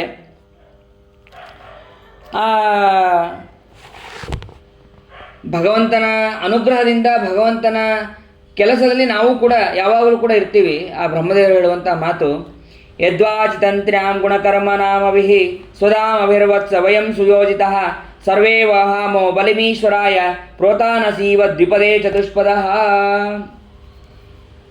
ಎತ್ತಿಗೆ ಮೂಗುದಾಣ ಹಾಕಿ ಎತ್ತನ್ನು ಮೇಯಿಸ್ತಾ ಇರ್ತಾನೆ ಒಬ್ಬ ರೈತ. ಮೇಯಿಸಬೇಕಾದ್ರೆ ಆ ಎತ್ತು ಹೇಗೆ ಆ ರೈತನ ಮಾತನ್ನು ಕೇಳುತ್ತೋ ಹಾಗೆ ನಾವೆಲ್ಲರೂ ಕೂಡ ಭಗವಂತನ ಅಧೀನದಲ್ಲಿದ್ದೇವೆ. ಭಗವಂತ ನಮಗೆ ಮೂಗಿನ ದಾಣ ಹಾಕಿ ನಮ್ಮನ್ನು ತನ್ನ ಅಧೀನದಲ್ಲಿ ಇಟ್ಕೊಂಡಿದ್ದಾನೆ. ಅವನು ಹೇಳಿದಂತಹ ಮಾತನ್ನು ನಾವು ಕೇಳಬೇಕು. ಯಾವಾಗಲೂ ಕೂಡ ಅವನ ಅಧೀನದಲ್ಲಿದ್ದು ಅವನ ವಾಕ್ಯಗಳನ್ನು ಪರಿಪಾಲನೆ ಮಾಡೋದು ನಮ್ಮ ಕರ್ತವ್ಯ. ಅದು ಕೇವಲ 4 ಕಾಲಿನ ಪ್ರಾಣಿಗಳಿಗೆ ಅಷ್ಟೇ ಅಲ್ಲ, 2 ಕಾಲಿನ ಮನುಷ್ಯರಿಗೂ ಕೂಡ ಆ ಭಗವಂತನ ನಾವು ಅಧೀನದಲ್ಲಿದ್ದೇವೆ. ಅಂತಹ ಭಗವಂತನ ಮಾತನ್ನು ಕೇಳಬೇಕು. ಮತ್ತು ವೈರಾಗ್ಯ ಅಂತಂದು, ವೈರಾಗ್ಯ ಇದೆ, ಸನ್ಯಾಸ ತಗೋಬೇಕು ಅಂತಂದು ನಾನು ಕೂಡ ಇಷ್ಟು ಸೃಷ್ಟಿಯಾದಿಗಳನ್ನು ಮಾಡ್ತಾ ಇದ್ದೇನೆ. ಆದರೆ ಒಂದು ದಿವಸನೂ ಕೂಡ ಆ ಭಗವಂತನ ಧ್ಯಾನವನ್ನು ಸ್ಮರಣೆಯನ್ನು ನಾನು ಬಿಟ್ಟಿಲ್ಲ. ಆದ್ದರಿಂದ ರಾಜ್ಯವನ್ನು ನೀನು ಪರಿಪಾಲನೆ ಮಾಡಬೇಕು. ಅಷ್ಟೇ ಅಲ್ಲ, ಭಯಂ ಪ್ರಮತ್ತಸ್ಯ ವನೇಶ್ವಪಿ ಸ್ಯಾದ್ಯತೋ ವಸಂತೆ ಸಹಜಟ್ ಸಪತ್ನಾಃ ಜಿತೇಂದ್ರಿಯಸ್ಯಾತ್ಮರತೇರ್ಬುಧಸ್ಯ ಗೃಹಾಶ್ರಮಕ್ಕಿನ್ನು ಕರೋತ್ಯವದ್ಯಂ. ನೀನೇನು ವಿರಕ್ತನಾಗಿದ್ದಿ, ವೈರಾಗ್ಯವನ್ನು ಹೊಂದಿದ್ದಿ. ಆ ವೈರಾಗ್ಯವನ್ನು ಹೊಂದಿದಂತಹ ನಿನಗೆ ನೀನು ಕಾಡಿಗೆ ಹೋಗಿ ತಪಸ್ ಮಾಡಿದ್ರೇನು, ಇಲ್ಲೇ ಇದ್ದು ತಪಸ್ ಮಾಡಿದ್ರೇನು? ಎಲ್ಲ ಇಂದ್ರಿಯಗಳನ್ನು ಗೆದ್ದಂತಹ ವ್ಯಕ್ತಿಗೆ ವನಕ್ಕೆ ಹೋಗಿ ತಪಸ್ ಮಾಡೋದು ಒಂದೇ, ಇಲ್ಲೇ ಇದ್ದು ತಪಸ್ ಮಾಡೋದು ಒಂದೇ. ಹಾಗಾಗಿ ನೀನು ಗೃಹಾಶ್ರಮ ಅಂತ ಅನ್ನೋದು, ಗೃಹಸ್ಥಾಶ್ರಮ ಅಂತ ಅನ್ನೋದು ನಿನಗೆ ಯಾವ ರೀತಿಯಾದಂತಹ ತೊಂದರೆಯನ್ನು ಮಾಡೋದಿಲ್ಲ. ಜಿತೇಂದ್ರಿಯ ಆದಂತಹ ವ್ಯಕ್ತಿಗೆ ಗೃಹಾಶ್ರಮ ಅಂತ ಅನ್ನೋದು ಯಾವ ರೀತಿಯಾದಂತಹ ತೊಂದರೆಯನ್ನು ಮಾಡೋದಿಲ್ಲ ಅಂತನ್ನೋದನ್ನು ತಿಳಿಸ್ತಾರೆ. ಅದಾದ ಮೇಲೆ ಸರಿ ಆಯಿತು ಅಂತ ಹೇಳಿ ಆ ಬ್ರಹ್ಮದೇವರ ಮಾತಿಗೆ ಅವನು ಒಪ್ಕೊತಾನೆ. ಇತಿ ಸಮವಿಹಿತೋ ಮಹಾಭಾಗವತೋ ಭಾಗವತ ಸ್ತ್ರಿಭುವನಗುರೋ ಅನುಶಾಸನಂ ಆತ್ಮಾನೋ ಲಘುತಯ ಅವನತ ಶಿರೋಧರೋ ಬಾಢಮಿತಿ ಜವಾನುವಾಹ. ಬ್ರಹ್ಮದೇವರ ಮಾತನ್ನು ಶಿರಸಾ ಧಾರಣೆ ಮಾಡ್ತೀನಿ ಅಂತ ಹೇಳಿ ಅವನು ಒಪ್ಕೊಂಡಿದ್ದಾನೆ. ಸರಿ ಆಯಿತು ಅಂತ ಹೇಳಿ ಮುಂದೆ ಅವನಿಗೆ ವಿಶ್ವಕರ್ಮನ ಮಗಳು ಅವಳು ಬಹಿಷ್ಮತಿ ಅಂತೇಳಿ ಆ ಬಹಿಷ್ಮತಿಯನ್ನು ಮದುವೆ ಮಾಡಿಕೊಂಡಿದ್ದಾನೆ. ಅಲ್ಲಿ ಅನೇಕ ಜನ ಮಕ್ಕಳಾಗಿದ್ದಾರೆ, 10 ಜನ ಮಕ್ಕಳಾಗಿದ್ದಾರೆ. ಅವರು ಆಗ್ನೇಂದ್ರ, ಯುಗ್ಮಜಿಹ್ವ, ಯಜ್ವಿಬಾಹು, ಮಹಾವೀರ, ಹಿರಣ್ಯರೇತ, ಧೃತಪೃಷ್ಠ, ಸವನ, ಮೇಧಾತಿಥಿ, ವೀತಿಹೋತ್ರ, ಕವಿ ಅಂತ ಹೇಳಿ ಹೀಗೆ 10 ಜನ ಮಕ್ಕಳಾಗಿದ್ದಾರೆ. ಮತ್ತು ಇನ್ನೊಬ್ಬಳು ಕೂಡ ಮಗಳಾಗಿದ್ದಾಳೆ, ಊರ್ಜಸ್ವತಿ ಅಂತ ಹೇಳಿ ಮಗಳಾಗಿದ್ದಾಳೆ. ಇನ್ನೊಬ್ಬ ಹೆಂಡತಿಯಲ್ಲಿ 3 ಜನ ಮಕ್ಕಳಾಗಿದ್ದಾರೆ. ಉತ್ತಮ, ತಾಪಸ, ರೈವತ ಅಂತನ್ನುವಂಥ 3 ಜನ ಮಕ್ಕಳಾಗಿದ್ದಾರೆ. ಅವರು ಮುಂದೆ ಮನ್ವಂತರ ಅಧಿಪತಿಗಳಾಗ್ತಾರೆ. ಅದಾದ ಮೇಲೆ ಇವನು 7 ದ್ವೀಪಗಳನ್ನು ಸೃಷ್ಟಿ ಮಾಡ್ತಾನಂತೆ. 7 ದ್ವೀಪ 7 ಸಮುದ್ರಗಳನ್ನು ಸೃಷ್ಟಿ ಮಾಡ್ತಾನೆ. 7 ದ್ವೀಪ 7 ಸಾಗರಗಳನ್ನು ಸೃಷ್ಟಿ ಮಾಡ್ತಾನೆ ಅಂತ ತಕ್ಷಣ ಶ್ರೀಮದ್ ಆಚಾರ್ಯ ಮತ್ತೆ ಅಲ್ಲೊಂದು ನಿರ್ಣಯ ಕೊಡ್ತಾರೆ. ಸೃಷ್ಟಿ ಮಾಡ್ತಾನೆ ಅಂತಂದರೆ ಇವನು ಸೃಷ್ಟಿ ಮಾಡಿದ್ದಲ್ಲ, ಮೊದಲೇ ಸೃಷ್ಟಿಯಾಗಿದ್ದನ್ನು ಇವನು ವಿಸ್ತಾರವಾಗಿ ಮಾಡಿದವನು. ಪೂರ್ವ ಸೃಷ್ಟಾನ್ ರಥಾವೃತ್ಯ ಸ್ಥೂಲಾಂಚಕ್ರೆ ಪ್ರಿಯೋರತಃ ಅಂತ ಅದನ್ನು ಶ್ರೀಮದ್ ಆಚಾರ್ಯ ತಾತ್ಪರ್ಯದಲ್ಲಿ ತಿಳಿಸ್ತಾರೆ. ಅಂತಹ 7 ಸಮುದ್ರ, 7 ದ್ವೀಪ, ಜಂಬೂ, ಪ್ಲಕ್ಷ, ಶಾಲ್ಮಲಿ, ಕುಶ, ಕ್ರೌಂಚ ಮತ್ತು ಶಾಖ, ಪುಷ್ಕರ ಅಂತನ್ನುವಂತಹ 7 ದ್ವೀಪಗಳು. ಆಮೇಲೆ ಸಮುದ್ರಗಳು ಲವಣೋದ, ಸುರಸೋದ, ಇಕ್ಷುರಸೋದ, ಘೃತೋದ, ಕ್ಷೀರೋದ, ದಧಿಮಂಡೋದ, ಶುದ್ಧೋದ ಅಂತನ್ನುವಂತಹ 7 ಸಮುದ್ರಗಳು. ಹೀಗೆ ಅವನು ಸೃಷ್ಟಿಯನ್ನು ಮಾಡ್ತಾನೆ. ತಾನು ಈ ಸೃಷ್ಟಿ ಮಾಡೋದಕ್ಕೆ ಕಾರಣ ಏನು ಅಂತಂದರೆ, ಒಮ್ಮೆ ಅವನು ತನ್ನ ರಾಜ್ಯದಲ್ಲಿ ಕೂತಿರ್ತಾನೆ. ಕೂತಾಗ ಸಾಯಂಕಾಲ ಆದ ತಕ್ಷಣ ಕತ್ಲಾಯಿತು.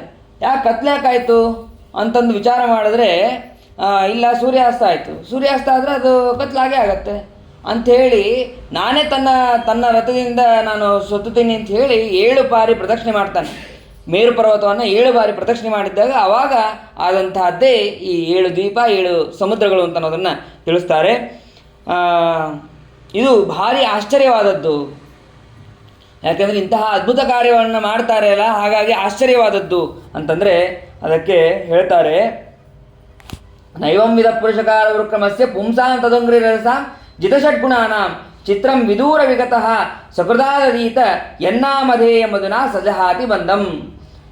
ಭಗವಂತನನ್ನು ಒಲಿಸಿಕೊಂಡಂತಹ ವ್ಯಕ್ತಿಗಳಿಗೆ ಇದೇನು ಆಶ್ಚರ್ಯ ಅಲ್ಲೇ ಅಲ್ಲ. ಯಾಕೆ ಅಂತಂದರೆ ಚಿತ್ರಂ ವಿದೂರ ವಿಗತಃ ಅಂದರೆ, ವಿದೂರ ವಿಗತ ಅಂತಂದರೆ ಶಪಚ ಅಥವಾ ಚಂಡಾಲ. ಆ ಚಂಡಾಲನಿಗೂ ಕೂಡ ಭಗವಂತನ ನಾಮಸ್ಮರಣೆ ಮಾಡಿದ್ರೆ ಭಗವಂತನ ಅನುಗ್ರಹ ಆಗತ್ತೆ. ಅಂತಹದ್ದು ಇವರು ಯಾವಾಗಲೂ ಭಗವಂತನ ಧ್ಯಾನದಲ್ಲೇ ಇದ್ದಂತಹ ವ್ಯಕ್ತಿಗಳಿಗೆ ಇದೇನು ಆಶ್ಚರ್ಯ ಅಲ್ಲ ಅಂತ ಅನ್ನೋದನ್ನು ತಿಳಿಸ್ತಾರೆ. ಅದಾದಮೇಲೆ ಅವನು ಅನೇಕ ವರ್ಷಗಳ ಕಾಲ ಅರ್ಬುದಾನಿ 11 ಪರಿವತ್ಸರಾಣಾಂ ಅವ್ಯಾಹತ ಅಖಿಲ ಪುರುಷಾಕಾರ ಸಾರ ಸಂವೃತ ದೋರ್ದಂಡ ಯುಗಳ ಪೀಡಿತ ಕೋದಂಡ ಮೌರ್ವಿಗುಣ ಸ್ತನಿತ ವಿರಮಿತ ಧರ್ಮ ಪ್ರತಿಪಕ್ಷೋ ಬಹಿಷ್ಮತ್ಯಾಂ. ಅಂದರೆ ಇಷ್ಟು ವರ್ಷಗಳ ಕಾಲ, ಒಂದು 1 ಕೋಟಿ ವರ್ಷಗಳಕ್ಕಿಂತ ಹೆಚ್ಚು, 11 ಕೋಟಿ ವರ್ಷಗಳ ಕಾಲ ಅವನು ರಾಜ್ಯವನ್ನು ಆಳಿದ್ದಾನೆ. ಎಲ್ಲ ದ್ವೀಪಗಳು, ಎಲ್ಲ ಸಮುದ್ರಗಳು, ಹೀಗೆ ಅವನು ರಾಜ್ಯವನ್ನು ಆಳಿದ್ದಾನೆ ಅಂತ ಅನ್ನೋದನ್ನು ತಿಳಿಸ್ತಾರೆ. ಅದಾದ ಮೇಲೆ ಈ 7 ದ್ವೀಪಗಳಿದ್ವು. ಆ 7 ದ್ವೀಪಗಳನ್ನು 7 ಮಕ್ಕಳಿಗೆ ಹಚ್ಚಬೇಕು. ಆದರೆ ಮಕ್ಕಳಾಗಿದ್ದು 10 ಜನ. ಮತ್ತೇನು ಮಾಡೋದ ಅಂತಂದರೆ 3 ಜನ ಅವರೇ ತಿಳ್ಕೊಂಡು ಅಂತಂದರೆ ಭಗವಂತನ ಪ್ರೇರಣೆಯಂತೆ ಸನ್ಯಾಸಿಗಳಾಗ್ಬಿಟ್ರಂತೆ. ವೀತಿಹೋತ್ರ ಅದು ಕವಿ ಮಹಾವೀರ ಸವನ ಅಂತನವರು ಅವರು ಆಸನ್ನ ಊರ್ಧ್ವರಹಿತಸರಾಗ್ತಾರೆ. ಇನ್ನು ಉಳಿದವರಿಗೆ ರಾಜ್ಯವನ್ನು ಕೊಡ್ತಾರೆ. ನೋಡ್ರಿ ಭಗವಂತನ ಸಂಕಲ್ಪ. ಮಾಡೋದಿತ್ತಂದರೆ 10 ಮಾಡಬೇಕಾಗಿತ್ತು, 10 ದ್ವೀಪಗಳನ್ನು 10 ಸಮುದ್ರಗಳನ್ನು ಮಾಡಬೇಕಾಗಿತ್ತು. ಆದರೆ ಮೊದಲು ಭಗವಂತ ಮಾಡಿಸಿದ್ದೆಷ್ಟು 7, ಆದರೆ ಇವನಲ್ಲಿ ಹುಟ್ಟಿದ್ದು 10. ಅದರಲ್ಲಿ 3 ಜನ ಸನ್ಯಾಸಿಗಳಾಗೋ ಹಾಗೆ ಭಗವಂತ ಪ್ರೇರಣೆ ಮಾಡಿದ ಅಂತ ಅನ್ನೋದನ್ನು ತಿಳಿಸ್ತಾರೆ. ಇದಾದ ಮೇಲೆ ಅವನ ಮಗನಾದಂತಹ ಆಗ್ನೇಂದ್ರನಿಗೆ ರಾಜ್ಯವನ್ನು ಕೊಟ್ಟು ಅವನು ತಪಸ್ಸಿಗೆ ಹೋಗಿದ್ದಾನೆ. ಆ ಆಗ್ನೇಂದ್ರ ಜಂಬೂದ್ವೀಪಕ್ಕೆ ಅಧಿಪತಿಯಾಗಿದ್ದಾನೆ. ಮಂದರ ಪರ್ವತದಲ್ಲಿ ಅವರು ತಪಸ್ಸನ್ನು ಮಾಡಬೇಕಾದ್ರೆ ಬ್ರಹ್ಮದೇವರು ತಮ್ಮ ಸಭೆಯಲ್ಲಿ ಗಾನ ಮಾಡ್ತಾ ಇದ್ದಂತಹ ಆ ಪೂರ್ವಚಿತ್ತಿ ಅಂತನ್ನುವಂತಹ ಅಪ್ಸರಾಸ್ತ್ರೀಯನ್ನು ಕಳಿಸ್ತಾಳೆ.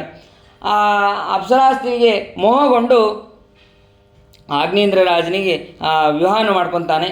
ವಿವಾಹವನ್ನು ಮಾಡಿಕೊಂಡು ಅವರಲ್ಲಿ 9 ಮಕ್ಕಳನ್ನು ಪಡಿತಾನೆ.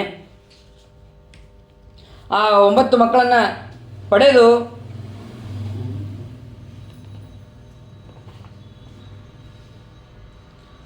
ನಾಭಿ ಕಿಂಪುರುಷ ಅಂತನ್ನುವಂತಹ 9 ಜನ ಮಕ್ಕಳನ್ನು ಅಲ್ಲಿ ಪಡಿತಾನೆ.